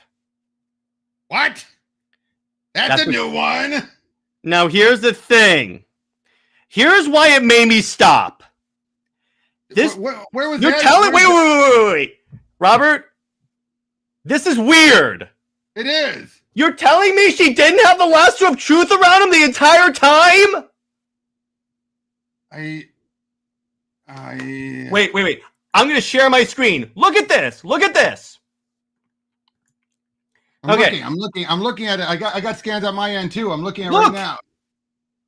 I'm going to lasso him. Good idea. Love to hear this story while he has the lasso of truth around him. Are you telling me they didn't have the lasso of truth around this entire time? Wait, does he know that? She did. She doesn't correct him. So he probably thinks it's a placebo effect, and that can work. Okay, hang on. Last time I tell you anything. What is this? Oh, well, here's the other thing. Lizzie, how many times do we have to go over this? You cannot kill him. That shows that she is very bloodthirsty. Again, what happened? But it's clear. King is making it very clear. This is something has changed between the last backups where she was a teenager and here. Britt says apparently Diana is a shell of herself, basically like mommy dearest. Oh God! No. I don't think we're gonna go. That's what I believe. That's what was indicated in the backups or like in the Sovereign story. Okay, actually, you know what? I know where Britt is referring to. Further, I'm looking right at 12. I'm looking at the 12 backup. That is clearly teenager, but not adult. No, that one is. This is 13. I know, but I'm just saying. I'm looking at 12. Clearly, something changed. Okay, hang on. I'm gonna pull up. But you get my point, right? Clearly, something has changed. Because here's the thing. Here's why this is concerning to me massively. Why? Is he about to do a major character assassination of Diana? Like she didn't love her child, or she was like, because why else would the kid be pissed off at and not even mention Diana? No, I get that, but at the same time, now you get my point. Clearly, okay, hang on. Something happened within a short span. So I pulled up the Trinity special because I wanted to pull up her first appearance in Wonder Woman 800. So what it says here is that the ghost of Diana shows up and goes, Lizzie, I forbade you, all of you. You swore oaths never to enter here, and yet you disappoint me. And then Trinity says, "What a noble farce!" But like most jokes told too often, you've grown old and tired, kind of like Wonder Woman, come to think of it. But alas, you are not Wonder Woman. And it says, "Young lady, did you really think I, of all people, would fall for your story? That I wouldn't know where you've really been? That you've broken the crone, faced down the Iron Army, cracked the birth prayer." What the hell is this? Obviously making up adventures that happen in between. That gold lasso you wear at your hip was mine for quite some time. I know lies, and I know truth. It is not or maybe it's stories that Trinity has told, but maybe Trinity's lied. Well, I just read something. You realize this is not the first time King has done this out of context, like this organized stuff. Look at what happened. The Catwoman 70th anniversary special is where Helena was born and everything, and yet then it leads into Batman Catwoman, Catwoman where she's already around. Mm-hmm. But clearly, King has a history of jumping around with all that. Mm-hmm. But again, so wait, I just realized the whole punching her again. Now, here's something I just thought about. What if there's a long game here? What would be the long game of Diana punching her mother? Okay, that I don't know. Diana punching her mother. And the other thing, if you want me to... By the way, that's teenage Trinity. True. The one who punched his daughter? That's teenage Trinity, baby. Again, something clearly happened. No, okay, I'm going to read you what happens in that part. But you get what I'm saying, right? Clearly, something changed in her. I think you're giving King too much credit because he always writes but I'm saying no. He has shown if a character is written slightly different at some point in the history, he actually sometimes does have that be intentional. I still don't trust him, but all right, so hang on. Pulling this up because I'm okay. So again, the part that really makes it annoying is that so here's Diana talking to Trinity. Are you ready? This is during the I'm looking at it bracelets thing. Yep, I'm looking at it. Yep. She says, "You'll not understand, child. When I first went into trial, I had served in the Sand Wars, was wounded twice at Harpy's Bay, led the Thunder Riders to victory. There were moments of elated triumph and horrifying defeat. My heart had been broken, my body shattered. I was not just tested, I was reborn. My parents now only tears and hope. Will it arise to my duty to fight? It was not a choice I would make. It's a burden. When I was your age, I was so much older than you are now. Hang on. And then Diana says, "It's a fine story, mother." And then Trinity punches Diana, and then Diana breaks it. But it's now the hour, past the hour of bullets and bracelets. And I will not have your weakness interrupt this sacred ceremony. Diana would never call her mother's love weakness. I agree with that. What the hell is this? Now, can I say one thing? There have been cases of the past where Diana was portrayed as wanting to get off the island and being rebellious, but clearly King's taking that too far. I don't know. Not like this. I'm agreeing. But by the way, do you know what the now look, I want to make this clear. I could be wrong. I'm just trying to say about all other possibilities is what I'm saying. And by the way, for all of you that have been tweeting the hashtag, I am going to use this page for some images and say, hey, modern Trinity, still mean. Okay, but you get what I'm saying still, right? Like, I'm not trying to BS things to defend King. I'm just thinking about all possibilities is what I'm saying. Well, the other thing is like King does tend, because Helena kind of came off as like a girl boss like Trinity. That's the way he writes daughters. And I'm like, dude, at this point, here is my advice. If you want to give a character a kid, don't have them be written by Tom King. Yeah, I agree. Don't. Because he obviously can't. I mean, if like this way, if King is putting so much of his kids into like Trinity, he must, based on his portrayal of adult Trinity, he must really not like his kids. Which yet he acted differently in other regards. Yeah, wait, let's write something else. Given they're in a cave, how do we know that's actually Diana? I don't think that's Diana. No, that's not Diana. That's not Diana. They established that. But by Brit, if you're in the chat, DM me where it said that like Diana is a shell of herself, just so we can look that up real quick. But do we know? I'm trying to look about how it's explained. Like clearly, this is some worst case version of Diana that Trinity is saying that. So she could be knowing that too. No, but here's the thing, Robert. This is a place where like people face like different challenges and stuff. I think that's a hallucination. By the way, Britt says Diana never wanted to rebel against Hippolyta this way. Also, the contest wasn't like this either. It was of honor, and Diana respected Hippolyta. This is the moment where I started to say this guy didn't read anything about Wonder Woman. This is what I'm saying. I agree with that too. Like I said, I get some concept of what he's doing, but it's stupid. It's very stupid. This is the part where I'm like, they'll either never reference it or some other writer will say anything the Sovereign said, do not believe it. Wait, I just realized she does have she has two lassos. Yeah, lasso of death and lasso of she is using the lasso of truth on him. No, but according to this backup, they didn't. No, I think that's what she told them her plan. So maybe Jonathan convinced her not to. No, but here's the difference, though. We never see her put the lasso of truth on him. I think that sounds intentional. To be fair, that does sound intentional. And Tevye, the lasso of death kills him. Well, again, we don't even know much about this lasso of death. Well, we know based upon the dialogue at the 13 backup, that's what it says. Because John says, I won't let you kill him after she says I'm going to put the lasso of death on him. No, I know. And she clearly used it on this copy of her mother. Yeah, which killed it, if you will. Now, wait a minute. Now, she did say, I will never disappoint my mother. You already have. But anyway. Yeah. But I'm saying, no, that definitely sounds like she's making that clear to, that she doesn't look at it that way. But still, it's... No, you get what I'm saying, right? It's like it's clear that she is. Well, here's the thing: if your first option is to go to death, you already disappointed Diana.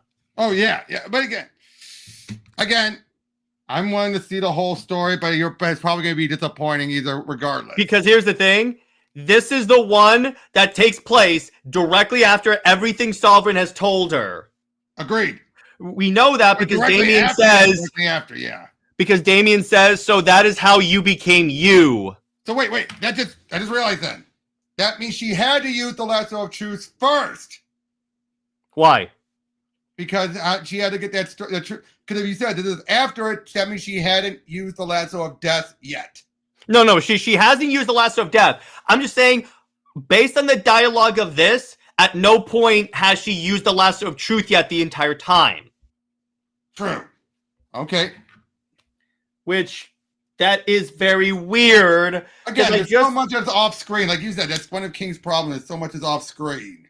Which I know that it's probably because he had a more sprawling story in mind, but I do think DC probably said, here's what I do think. We did talk about this, yeah. Tell me what you think of this. I do think that DC at least acknowledged there was some people that were like, just get to the point already, and they told them, speed it up.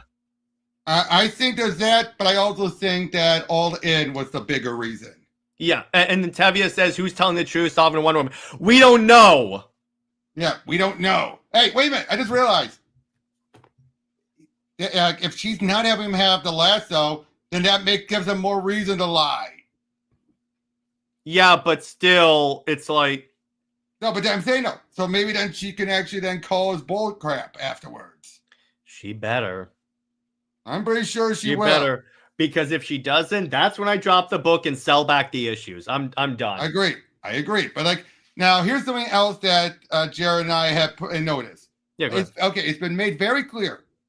There's 52 days between Absolute Power number 4 and DC All In special.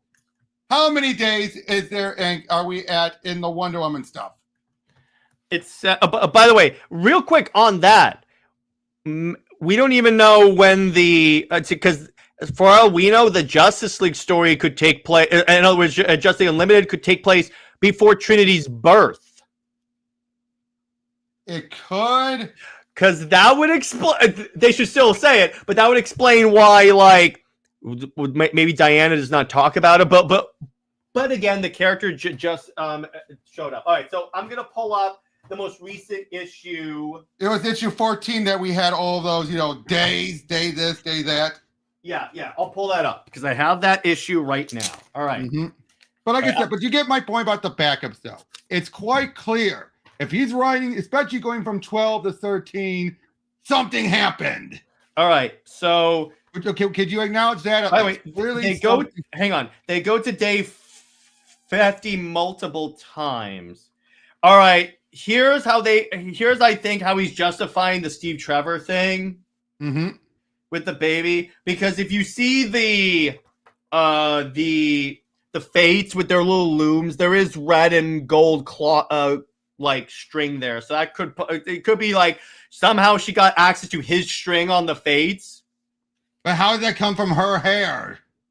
I know, but by the way, Britt, we're talking about in issue 14, the day that essentially ends on, because so far, 51 is where it goes. What?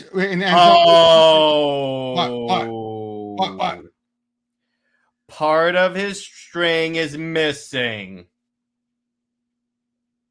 That's what they did. Diana snuck into the fates again. Oh, and hit it in her hair. Again, you should have told us this.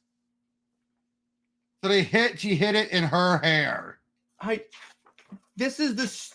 I'm sorry, that is the stupidest thing I have ever heard. You don't tell us?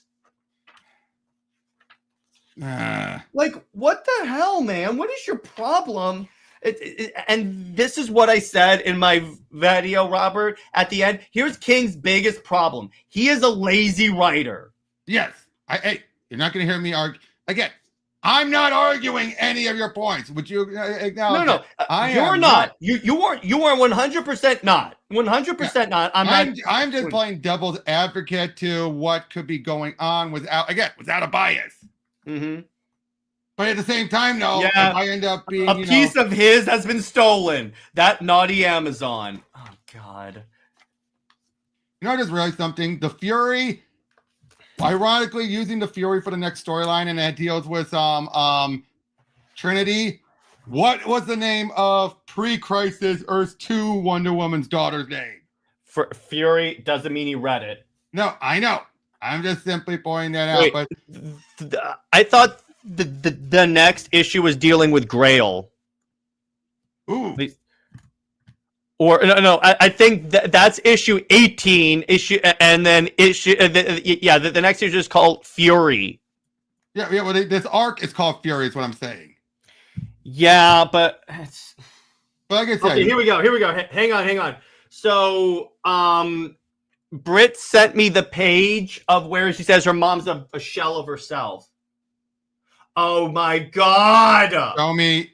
This is so stupid. Show me. All right, so here's and it's in the Trinity backups, the Kid Trinity. All right, here we go. Thank you, Britt.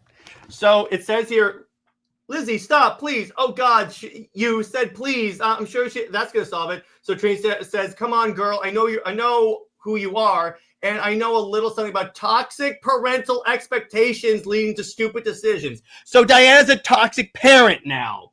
So I'm thinking no daughter of Jumpa is going to give up a chance to go over this one. Oh no, somehow what the hell? Exactly.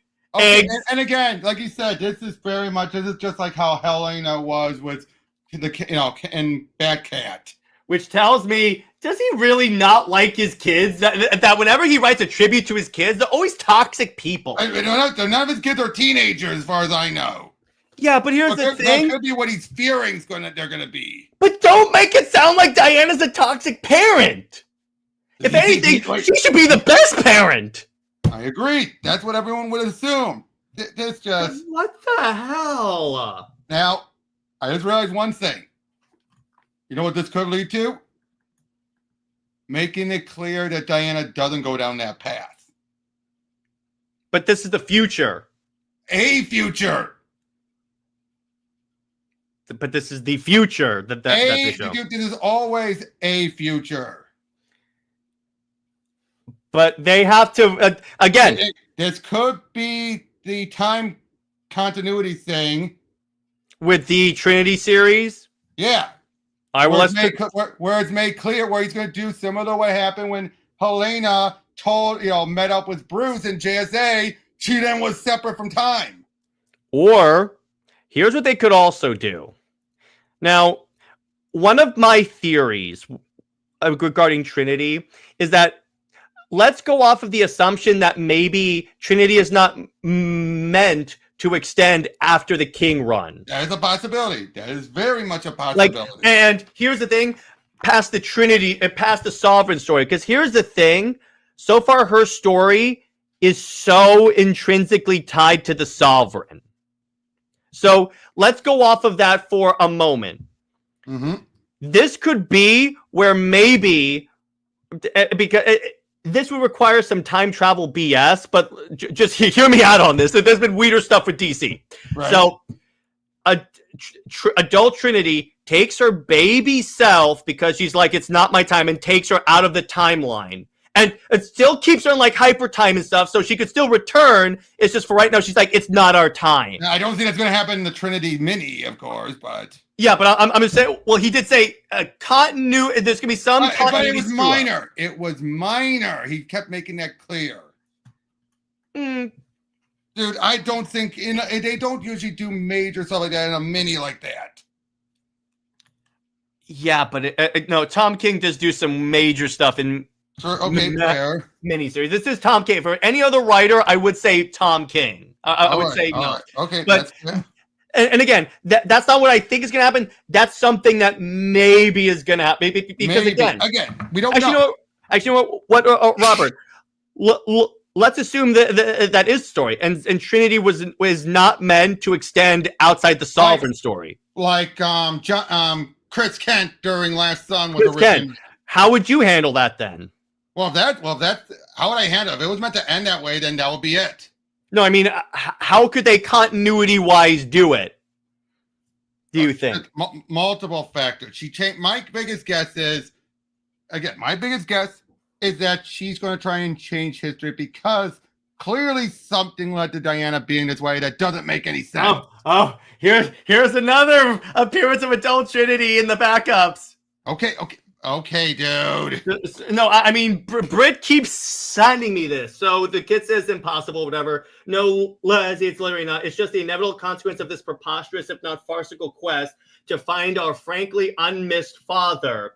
I happen to know where you rep the threads of reality to satisfy your own whatever issues.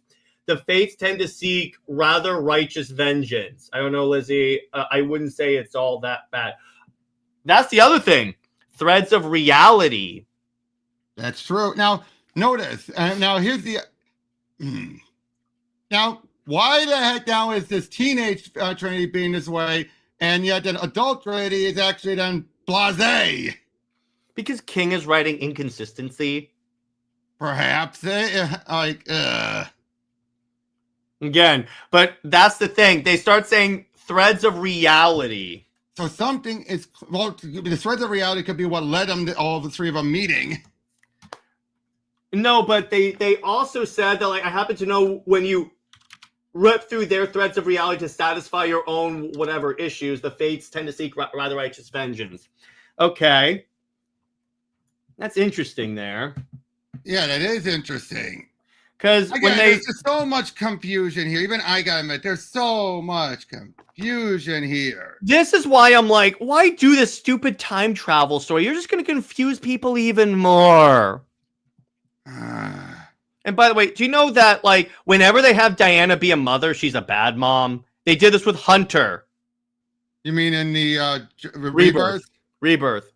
Yeah, even in Byrne, Superman, Batman Generation, she wasn't the best mother. She wasn't horrible, but she wasn't the best either.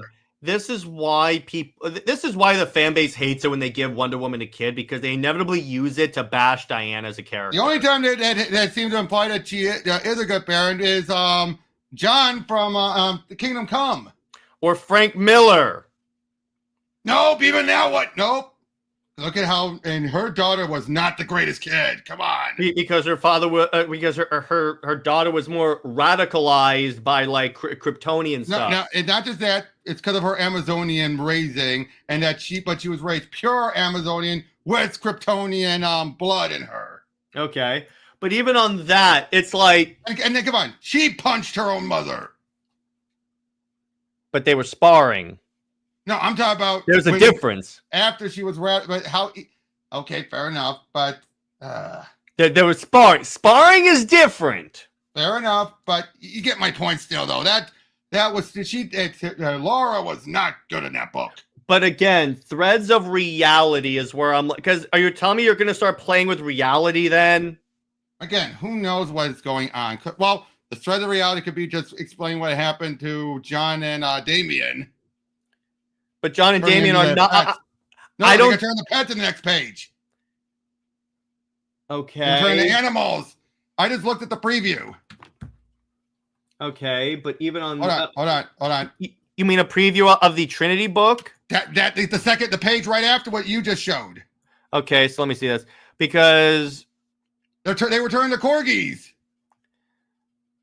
Well, here's the thing, though, because yes, that is true. But by the way, I don't think that I think that the Super Sons are only going to show up as flashbacks. Diana was a good mom to Hunter. It was a lie from Clark. Diana didn't want him. Oh, yeah. In terms of that, it was a lie from Clark. Oh, that's interesting. Why would they go that far? Why would Clark lie? I don't know. A lot of Justice League Rebirth in that era didn't make a lot of sense. So that's why, that is why she's saying it's not all that bad, because she's talking about John and Damien being corgis. Yeah. That's why she's saying that. And then Britt says Laura held resentment because she had to be hidden. Mellor's world is more harsh. That's a difference. But you also have this being a Supergirl who really does not care about humanity at all. And yet we'll see her father because she was sheltered from humanity.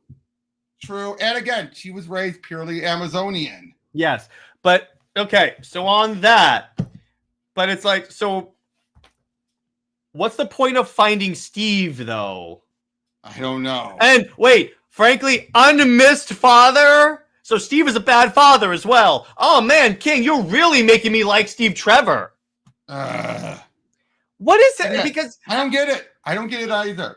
Hey, I will openly admit, this run is a mess. You're not going to hear me deny that, all right? I just am wish not. DC cared more to at least, not necessarily to like remove him from the book, at least edit the damn thing. I agree. But like I said, this is my own argument is just simply looking at how DC can be, how things are, or actually are, and all that, and look at how DC has been in part cases. Like again, look at Bendis. Bendis, I'm positive, would have kept going if it wasn't for his contract. Dude, it was because they could not afford his contract to renew it. Okay. Because if he was any other writer with any other normal contract, they probably would have kept him on because it probably was not cost prohibitive to keep him on board. Yeah, but because of his number. But they brought him in expecting huge gains and didn't get it. By the way, that's the other thing I realized when you look at the Trinity backups in all of them. Mm-hmm. Diana is absent, like completely absent. It's like John saying, "I promised Diana I'd take care of Trinity." Where is Diana? I don't get this. This again. See, here's the thing. That's why I think the backups are only being propped up because of the Super Sons. Because I think that people are using this to get their Super Sons fix. Okay, so this here guy asked, Tavia, have you been getting Wonder Woman just for the Super Son backup? And Tavia, we're not going to count this. You can have a free space. You have a free space. You have free space. Are you getting the Wonder Woman book at all because of the Super Sons, or are you not even bothering to clarify, this will not count as a strike. You're good for this stream only to talk about this. Yep, but it's one question. One question, because yes, Tavia is a good test case of this. Yeah. But I say because I get the feeling that's probably because here's the thing. Here's what I think. The people who are buying the book currently, it's a multitude of factors.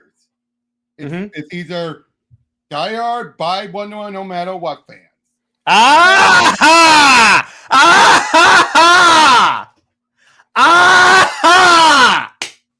you have that.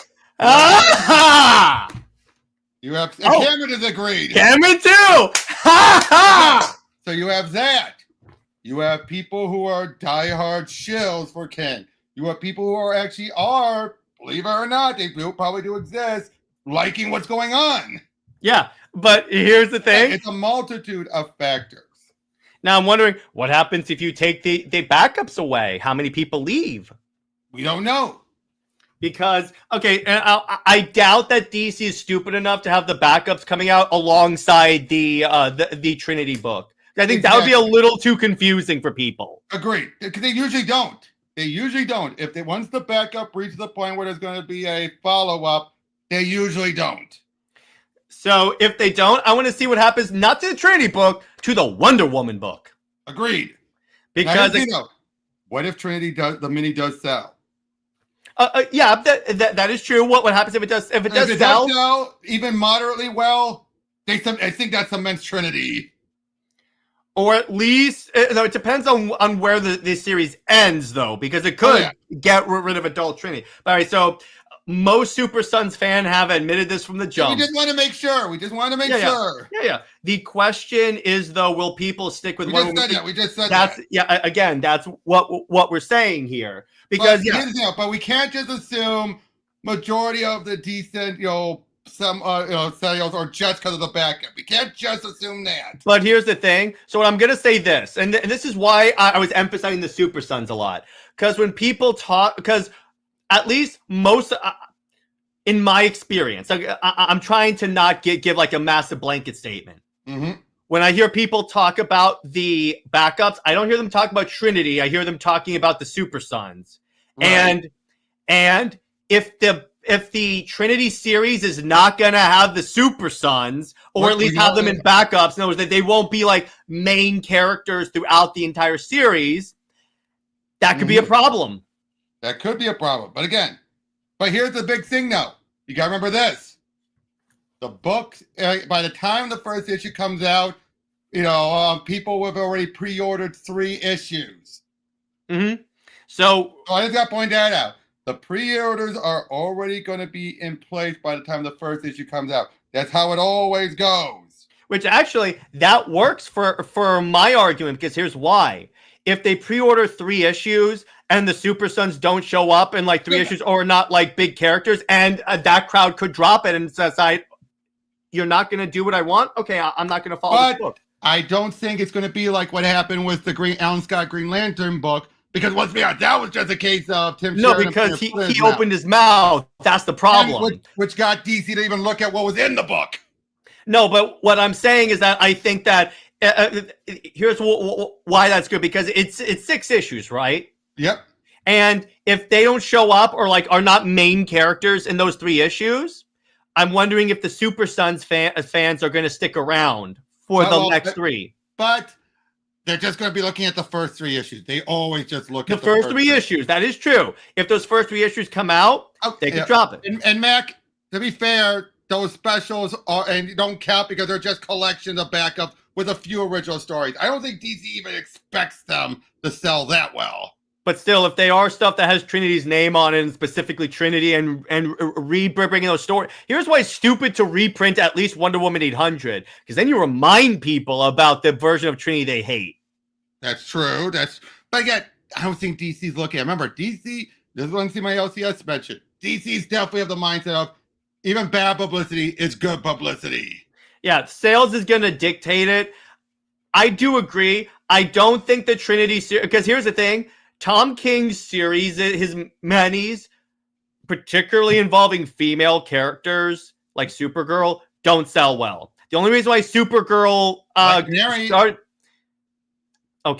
only reason why Supergirl sold mildly as well as it did is because it was announced to be a movie. It was still regarded. It was in the dollar bins. That's true, but critically, it was well regarded. Yeah, but I'm saying if DC okay, so let's say this. What if it sells low? That's right. Wait, are you saying DC marketing is sexist? Yeah. Let me ask you this, Robert. What happens if it sells very poorly, but it's high regarded? That, again, that's up in the air. That is really up in the air. Tavia, Sharon and I have talked about Absolute Wonder Woman. These are not looking at it as a 1-to-1 comparison. At least right now, no, because you could still say it's because it's Absolute books. They're treating Absolute period as a separate line. I still say, though, eventually, if it keeps selling like this, they're going to be like, okay, Wonder Woman is selling. They'll probably set an expectation, yeah, but that's all it's going to do is probably set an expectation. Well, at the very least, it'll at least hopefully inspire them to say, let's relook at how we're handling this character, because obviously it's not the character that's selling poorly. Possibly, but we can never know for certain. Again, everything I'm saying is possibly. I just want to be clear on that. Yeah. Now, I just want to make, and like I said, the big problem with Wonder Woman is this has been her history. Let's be honest. King is just a current example of the long-standing problem. Yeah. By the way, real quick, I just want to reiterate something. Mac does have a point, though, because they're reprinting stories with the Super Sons and specials in them. But they already have the issues. Why would they need those books? This is for those books.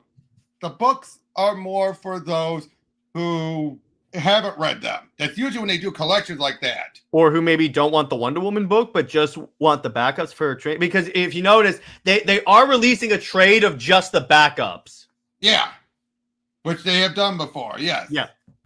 I mean, that's new. But to be fair, though, they did this before with the young Diana backup, so this is nothing new. Those are great.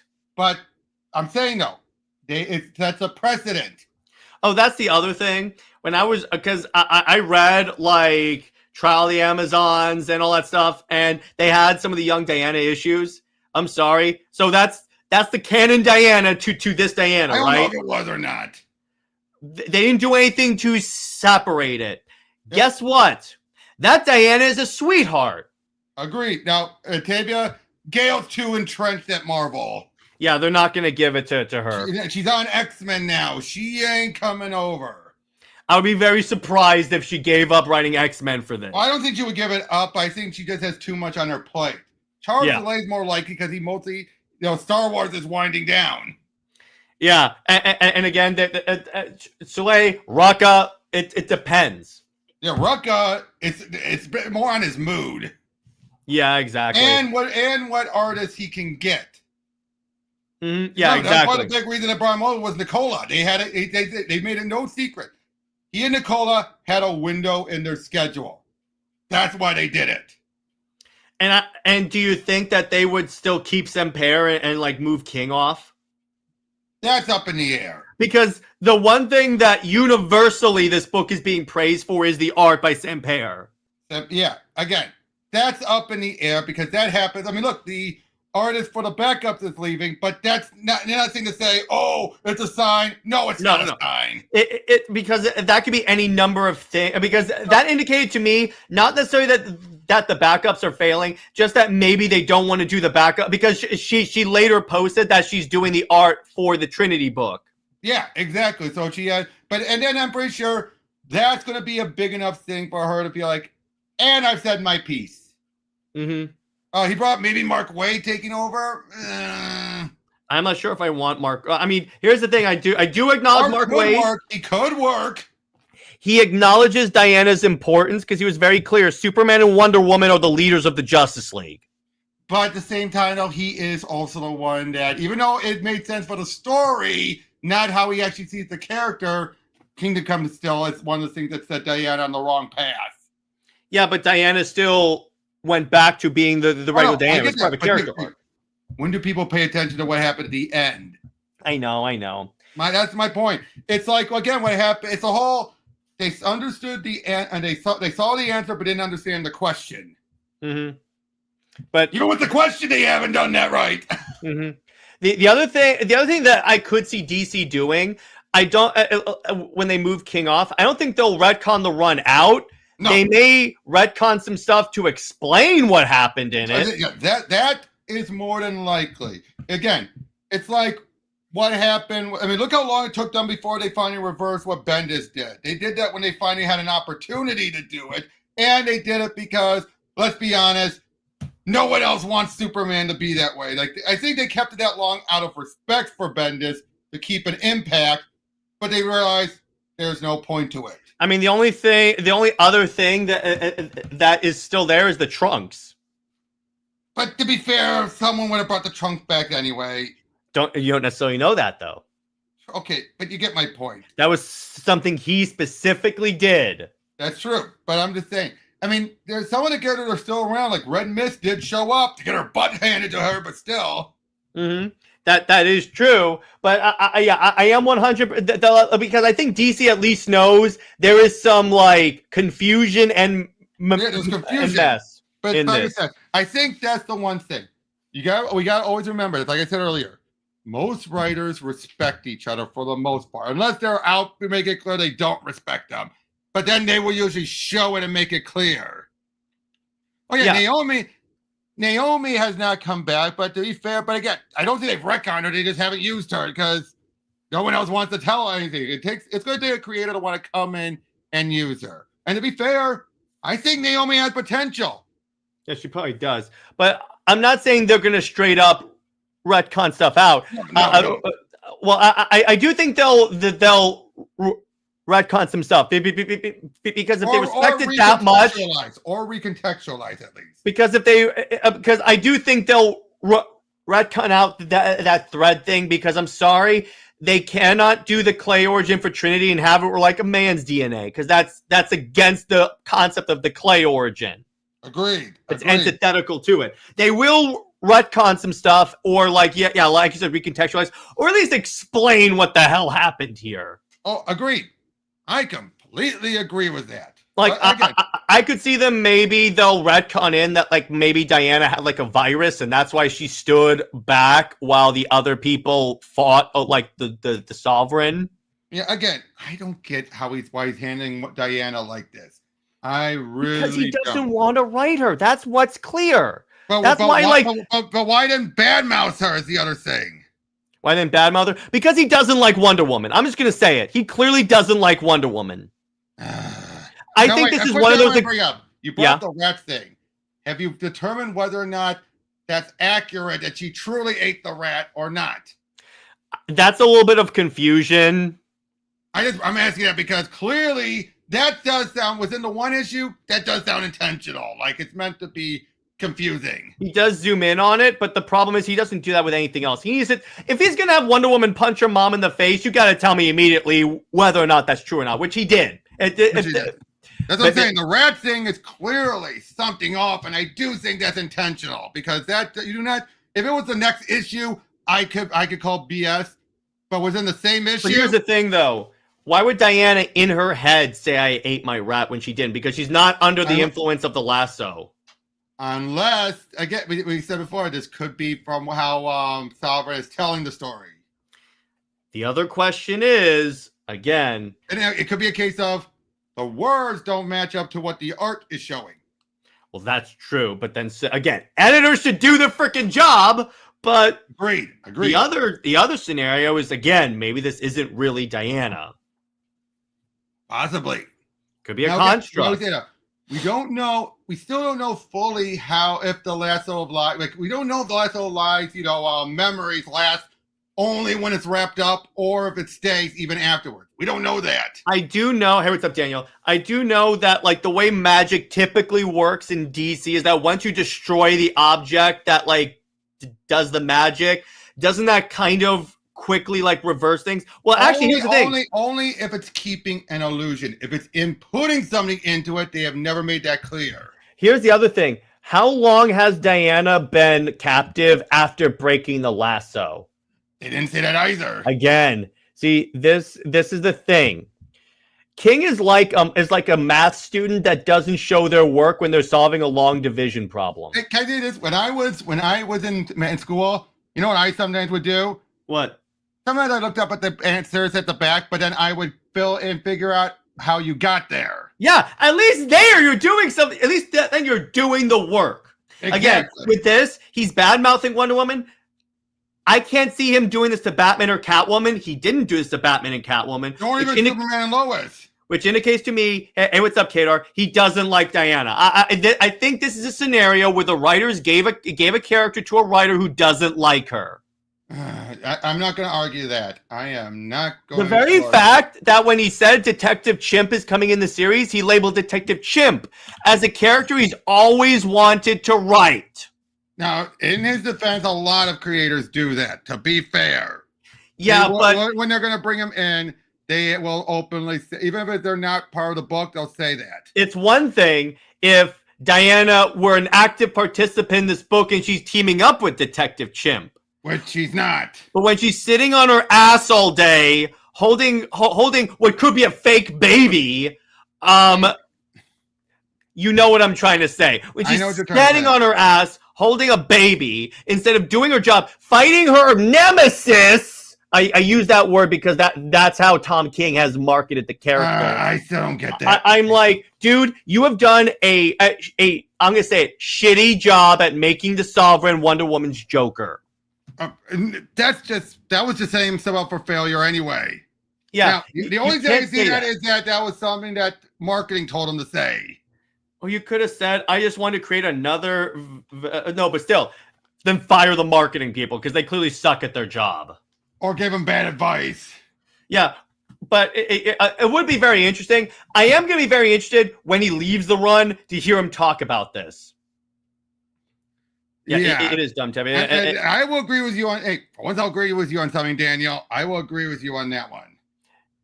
And the other thing, the very fact, again, let me put it this way: even before Trinity was on the page, she had an uphill battle because it's not that the fan base was against Wonder Woman having a fan base; it's the Batman has a kid, Superman has a kid, so Wonder Woman should have a kid. Now, in this defense, that I've said that before, that was something that was just going to happen by default anyway. I know, but you can't say...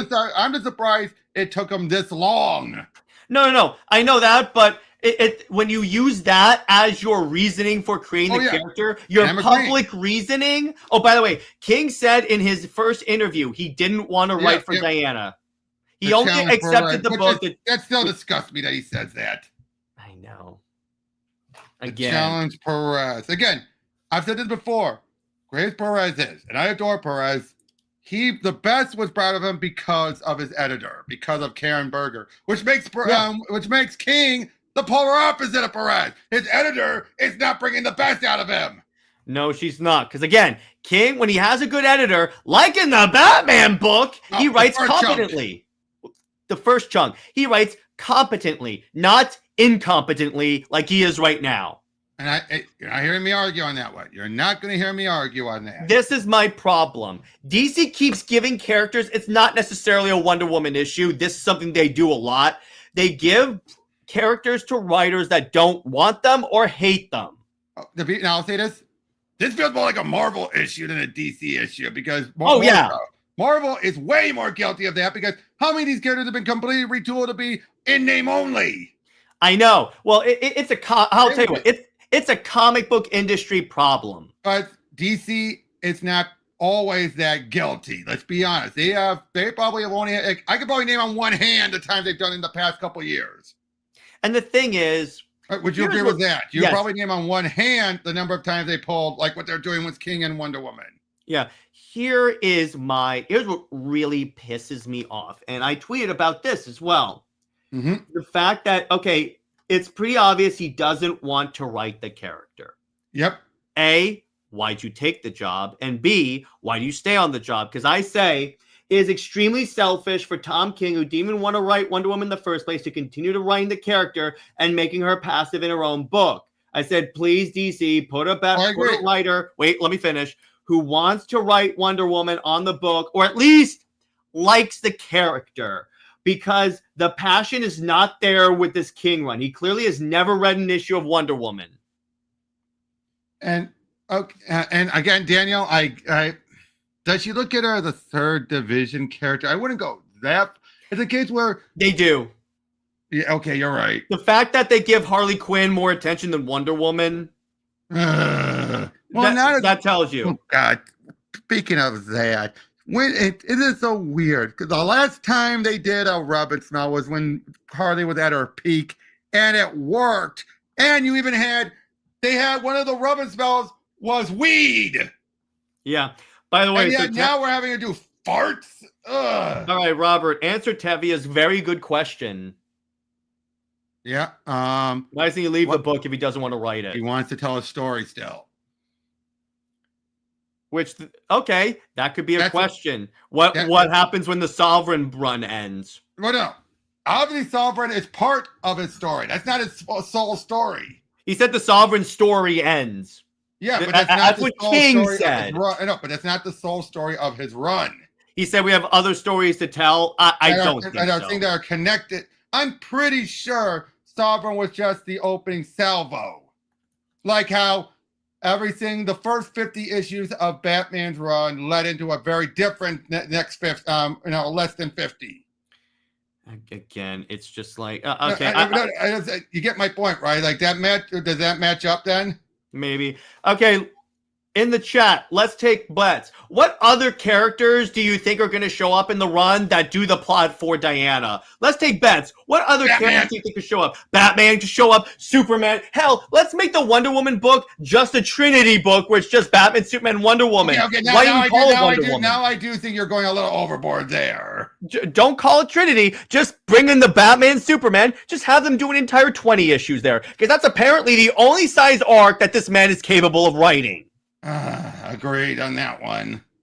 I'm like, dude, either tell your story. You know what? No. Cameron, I would strongly disagree. Marvel does not give a dang about their top heroines. No, they do not. So Tevia says, as bad as DC treats Wonder Woman, Marvel treats theirs even worse. And by the way, Tevia, I can see the Wonder Girls cast down at Yard Floor and those characters defeat the Sovereign. Wouldn't that be hilarious if Diana never fights the Sovereign again and it's just the Wonder Girls? This is King we're talking about. Yeah, Let's not forget about that. Would you agree with my other statement? Yeah. Oh, yes. I do agree with you on that. As bad as DC handles Wonder Woman. Look at Carol Danvers. Yep. But I said, as bad as they've treated, DC has treated, they still at least look at her with some bit of they acknowledge she's still one of their top tier. They just don't treat her that way. Marvel doesn't even do that. They're like, we're going to shoehorn this character to be our top character, even though she doesn't deserve it. And can I say this? This is another thing that I'm going to say. Tom King's editor has to be moved off Wonder Woman. If she's not going to do the job, she's not going to do the job, she should not be on the job. You're not going to hear me argue on that one. Because I'm sorry. I don't care who Tom King is. This is why I say, and this is not necessarily an issue of Tom King specifically, it's an issue with DC in general. They have to tell the writers no if the idea is really stupid. Exactly. They don't do that enough. I agree with that. They do it occasionally. Like Black Canary and Zatanna, they should show up too. Mm-hmm. Wait, Black what Canary other characters? Ooh, Adam Strange. He brings in all the other characters he's written. Big Barda, Mr. Miracle. Because, by the way, did you know that the idea for Wonder Woman having a daughter, originally it wasn't Wonder Woman. He wanted the Super Sons to babysit Mr. Miracle's kid. Which technically he does have. It's just a different kid. I know. It's a daughter. And a very unlikable daughter. Wally West Flash. That's a good one. Wait a minute. And I'm talking about Barda and Miracle's kid. Oh yeah. But in the Ram V book. Yeah, Tevye brings up a good idea. Wally West Flash. Wait, that's something. They're clearly correcting that book. Yeah, but watch. They're correcting that one. No, watch. He shows up in the Wonder Woman book. And Daniel, we just said that Marvel is worse with their female characters. We do not think they would treat. Honestly, I think they would treat her worse. Yeah, they would. Booster Gold and Blue Beetle. Yeah, exactly. They could show up too. Any character. Screw up time for Trinity. Yeah, watch. If they decide to do this, they're the ones that screw up time so severely she vanishes. Okay, they're not going to actually do that. Let's be honest, and that would just be too much of a Tom King thing to do. Because he character assassinates characters all the time. Let's remember that. So yeah, we're all in agreement. Marvel treats their females lately way worse. Yeah, exactly. And by the way, real quick, having anime people or manga people do her would be no better. Oh, nope. Commander Steel again. Where is he, by the way? Good question. He was interrogated by the Wonder Girls where they're firing arrows at him, and he never showed up again. Good point. Watch, he'll have Yara kill him. Because he clearly does not have any regard for Yara either. Yeah, but like I said, I mean, DC, for say what you will, is the lesser of evils currently. Mm-hmm. This is another reason why I'm a bigger fan of DC, because they at least treat their female characters with a little bit more respect. They treat Mary Jane like that. Mm-hmm. The only ones they ever seem to treat any bit is if they're a new character and the creator is just shilling them. Mm-hmm. I'll let you know. I tell you bet. There is one character who's been treated very well and not been botched. Who? Black Cat. Okay. So Black Cat's one of the few exceptions, I just realized. She is treated very well because Jen McKay is doing Avengers and he worked on her. Yep. So let's wrap up. And so to conclude, here's my plan with the book. I'm going to outline this because I've thought about this. Mm-hmm. So I'm waiting for issue 20 issue 1920 to come out because that's when the Sovereign book ends. Now, I want to see if he makes it clear that the Sovereign, at least, that you can't trust everything the Sovereign says. Agreed. Now, what would be interesting is if she actually puts the lasso of truth on him and he tells a different story. That could be very true too. Because if he does that, then that's one thing. And that would then match up with what was just implied. The punching mom in the face thing would be still there. True. Because that's not from Sovereign's perspective. This whole thing just doesn't it's just so weird. Because he wants Diana to be a rebellious kid. Remember, this is the man that said on a Comic Pop podcast that Diana was kind of like Wolverine. Oh my God. Exact. You know what's kind of funny? Back then, the Wonder Woman fan base was like, did he really just say that? And then I was like, oh, now I realize what he's talking about. That shows you the level of regard that this man has for the Amazon. It's just a gig for him at this point. And I'm sorry, that's disgusting. I agree. I am disgusted with that man. And that is why, Robert, that after this run ends, I have sworn off any Tom King book. Because guess what? If he treats Diana with this level of disregard, I don't want to see what other characters he's going to screw up. To be fair, you know who else he's been kind of screwing up? Who? Jenny Sparks. He does. And from what I heard, that series is flopping. Probably because, again, that was one they didn't promote. And here's the thing that also because shows they promoted the Black Canary book more than they did the Jenny Sparks, because he was basically insistent they were. That's the reason why he was so delayed. Was getting to me because he was doing interviews all about the Black Canary book. I do not recall that many interviews for the Jenny Sparks book. I recall seeing a few. Well, the other thing is not as many as the Black Canary book. What would I call? Remember, Tom King is nothing about being controversial. He had Muslim racism in his book, in the Jenny Sparks book. So, and it was implied that she and Superman banged in college. Oh, for the love of God, I didn't know that. Yep. What the? This is the. Now, to be fair, that wouldn't be out of character for Jenny. For Superman, yes. Yeah, it's like, what is this after Lori? Now, unless it was after his breakup with Lori and he just, ended up being the rebound. Superman would not do that. Superman would not do that. I'm throwing out some possibility, dude. I think you're giving him way too. Who and who? Yeah, exactly. Yeah, Well, and Tavia, we just said he wrote Black Canary. Yeah. Idea. If the lasso compels people to tell the truth, what if the lasso is revealed by a being tied with it? It's the truth below his or her own mind, not necessarily the truth. For example, the Joker. Well, that would match up with him being the Joker, her Joker, but they have implied that in other books that if you believe something's the truth enough, then you go for you're fine. I said when the Green Lantern ring during Return of Barry Allen truly thought that Professor Reverse Flash thought he was, Barry Allen. It's the same thing. He truly was convinced he was so much that the ring believed it. And I'm like, yeah, same thing would happen with Diana's lasso if they brought her in. But the problem is King has not read Wonder Woman, so he doesn't know that. Because if he knew that, that would be an excellent thing to put in the book, or have John or Damian say that. That's the other reason why I know that they didn't put the lasso on, because otherwise they would have said, "Hey, maybe he just believes that stuff." That's true. Again, and I'm like, also, this kind of makes Trinity look like an idiot. If you're interrogating someone you know is probably going to lie, why would you put the lasso on him? Agreed. It's like, do you want me to hate this character? You've succeeded, but to be clear, this is why I feel like. See, here's the thing. Jenny was rebound for him to get over Lori. That's why I was right. Yeah, I know, but so stupid. What is it with Tom King that he wants to make these characters really effed up people? Well, that's it. Well, at least he's not pulling a John Ridley, though.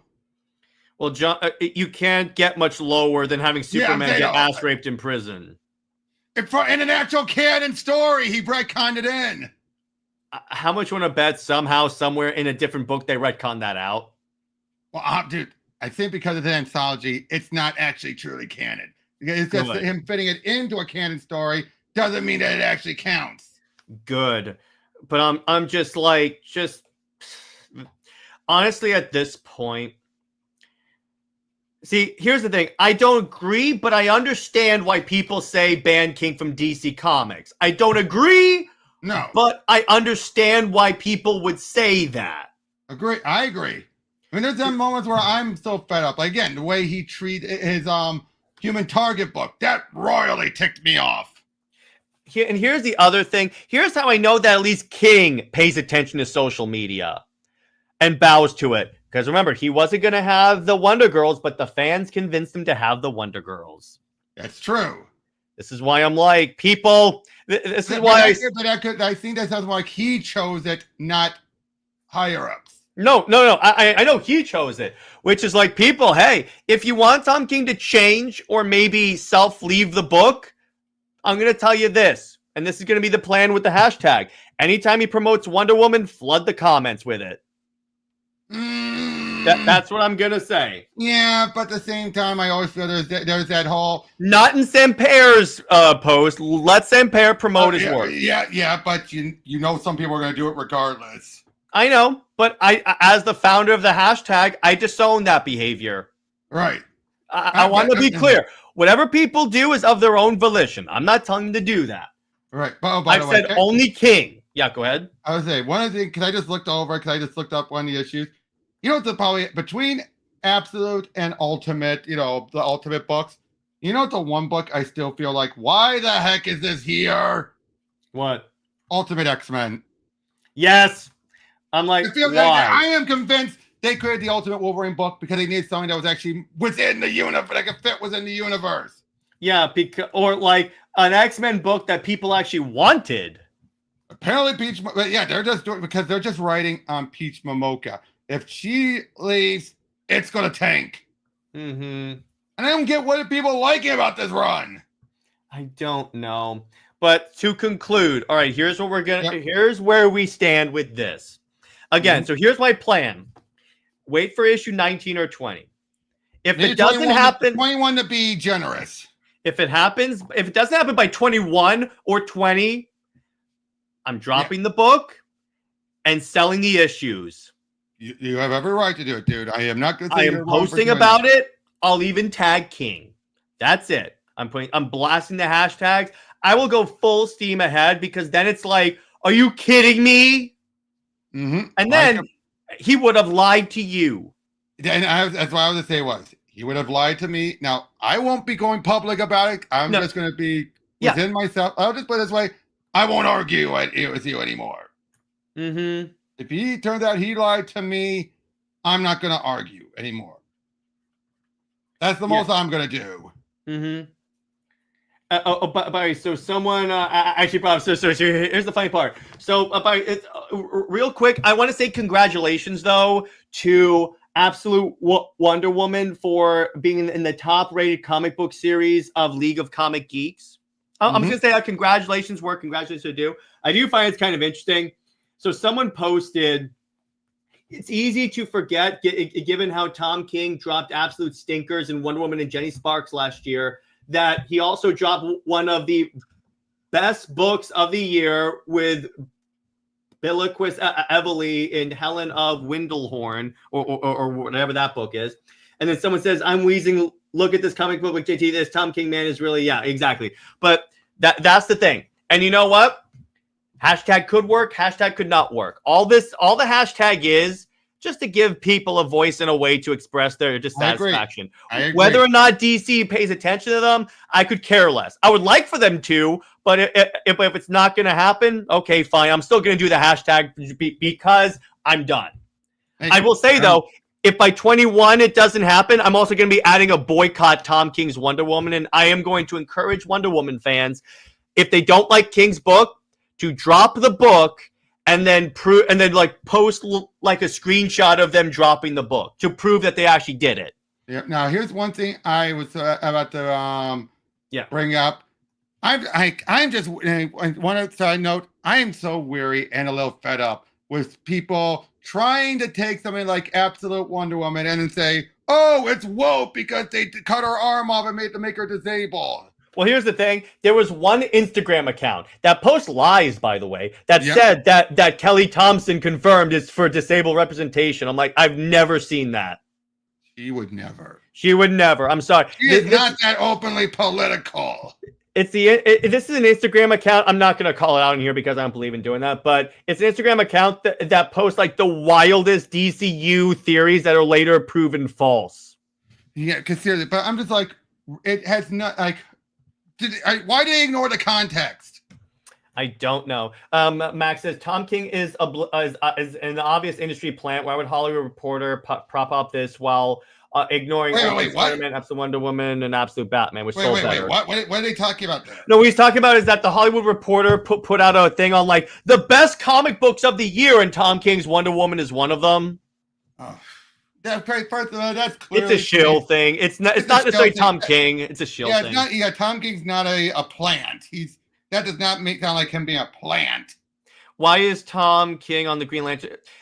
His TV series has nothing to do with his comic book series, Tevi. I've said this many times before. And that's why you cannot. Anyone who tries to say something like Gunn is the reason why he's still on Wonder Woman because they fire him and be mad. Why would he care?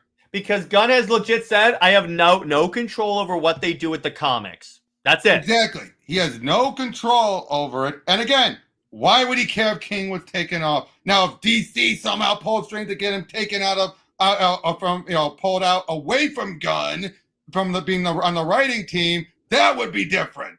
That would be different, but they're not doing undermining him. They haven't done that. Yeah. And again, the only time that I could see Gunn interacting with DC, like actually get involved with the comic book side, doing with that one book.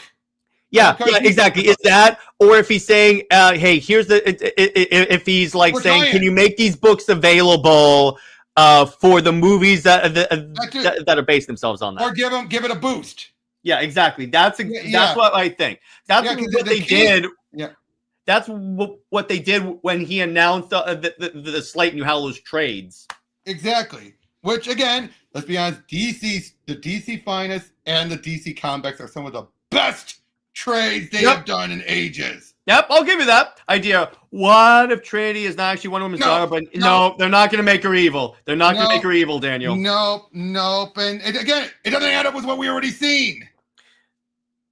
Unless maybe what the Sovereign tells her, like, completely snaps her. But even on that, that's different. But that doesn't count. That's what he's saying. What he's saying, she's pretending to be one. Where it's like, no, she has held the lasso of truth. There's no way that wouldn't come out at one point. You know, I just realized they say the 3 lassos. Technically, if you count this lasso of death, technically there's 4. So her name of Trinity is not even appropriate for No. It's King clearly. King and Editorial are ignoring Donna's lasso. Now, granted, we haven't seen Donna's lasso? Well, to be fair, we haven't seen Donna's lasso since before Flashpoint. No, you saw it. You saw it in Clunrad. You did? I remember specifically seeing it in Clunrad. And then there's Cassie's lasso. Mm-hmm. The lightning lasso. I think they're calling her Trinity because she has 3 lassos. I don't know why you need 3 lassos. But they said the 3 lassos. They treat it like that. It could be the 3 as in referring it to your 3 lassos. True. Because clearly she has the lasso of lies clearly reforged. Which I'm like, okay, that's... I mean, to be fair, they can repair lassos, to be fair. I know, they've done that to the lasso of truth before, but... Why would they repair the lasso of lies? Yeah, why would you? That's the other thing. I'm like, why would you do that? A weapon that can make you lie. By the way, the other piece of evidence before we wrap up that Robert and I forgot to mention at the beginning of this as to why it could be that the lies implanted something in Diana is that in issue 3, it makes that soldier end himself. Exactly. And like I said, we don't know if something like that does seem to apply that it does input memories that stick. Or feelings, because remember... Feelings, yeah. And that could be essentially, the lasso of lies can't be trusted. It's not only that, it's just the idea that it can implant feelings, which it implanted the feeling, hey, you should end yourself. He removed the lasso before he did that. Yeah. So clearly it stuck even when the lasso was removed. Yeah, so... Which does make it more dangerous than the lasso of truth in that regard. If its effects can still last beyond being, holding on to the person. Yeah. We'll see what happens. Arguably, 19 is the most important. Because here's the thing. Because let's say he has a very unsatisfying ending. Because that could happen. I think if he has an unsatisfying ending, that's going to affect the later issues because people are going to be like, how do I know you're going to actually end the story well? Exactly. Again, we don't know. We'll see what happens. We'll see what happens. But honestly, so Robert, how was your first stream as a member of Comics League? It feels pretty good. Yeah, he'll be showing up with the other guys hopefully soon. So anyway, so Robert, where can we find you and what have you got coming out on your channel? One, my birthday's coming up soon. Happy birthday! Next week from tomorrow. Happy birthday, brother. Yep, I'll be 40. Man, I'm old. Do I look 40? Not really, no. That's what I get from everyone. And then I'm coming up on 500 soon. Which definitely looks like I'm going with the Civil War versus Civil War 2. That's going to be fun. Oh, that's going to be really fun. That sounds very exciting. To be fair, I can already tell you where my decision is. Civil War 1's the better one. Oh, yeah, exactly. All right, Daniel says the 3 lassos is not a bad idea. Imagine there's a lasso for some aspect of reality like the lantern rings. That's so true. That's a good... See, here's the thing. This is what's... I would say the Cassie one is implied to be the lasso of wrath or anger or rage. See, here's the thing. And the lasso, silver lasso for Donna, which actually dated back to her earliest appearances, was the lasso of Will. Here's the thing. This is what's the most heartbreaking about the King run. There's great ideas in this. Even Wonder Woman having a daughter. That's not an altogether bad idea. It's the motivation and execution behind it where I'm like, that's crappy, dude. But because there have been great times when Diana had a daughter. Oh, right. It's the lasso of persuasion is Donna's lasso. But it's like, that's the stupid part. When I see the potential in there, because I'm like, no, it's not like he's telling a crap. It's not like his entire story is crappy. Which, yeah, compared to Conrad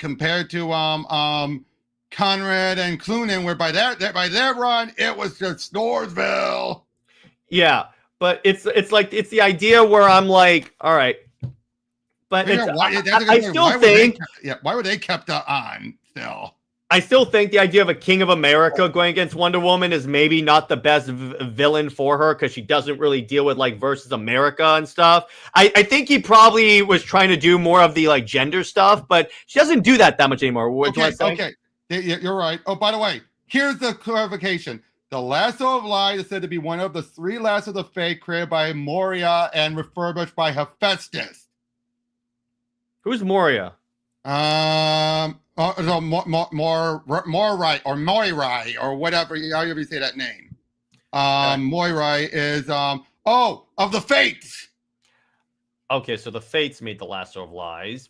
Okay. No, the 3 lassos, including the lasso of truth. Oh, okay, that makes sense. So that's why it's the 3 lassos. Okay, that makes sense. Then her name should be Fate, maybe. Because arguably, here's the thing. I think the Trinity name was a DC call. I do not think that was his call. Because that's such a stupid name. Oh, hey, you're not going to hear me argue, dude. Because it's like, she's not Superman, Batman, and Wonder Woman. That's just creating more confusion. Anyway, so here's a Comics League for movie night. God, thing. Oh yeah, we're covering Wonder Woman 2009. Yeah, so it was like a lot of Wonder Woman content. And for Super Wonder Legacy, Britt and I are going to talk about if Superman and Wonder Woman should kill. Next week, I am outlining my favorite Wonder Woman stories, a top 5 list instead of like a long list that I had right here. And that's about what I got. Robert, pleasure having you on, brother. Yep. We will see you later, everyone. Stay heroic. Remember, Lois Lane is Lois Lane, and Steve Trevor, Steve Never. Robert, credit goes to you, my brother. Zois and Max about for life. I'll see you later. Bye-bye.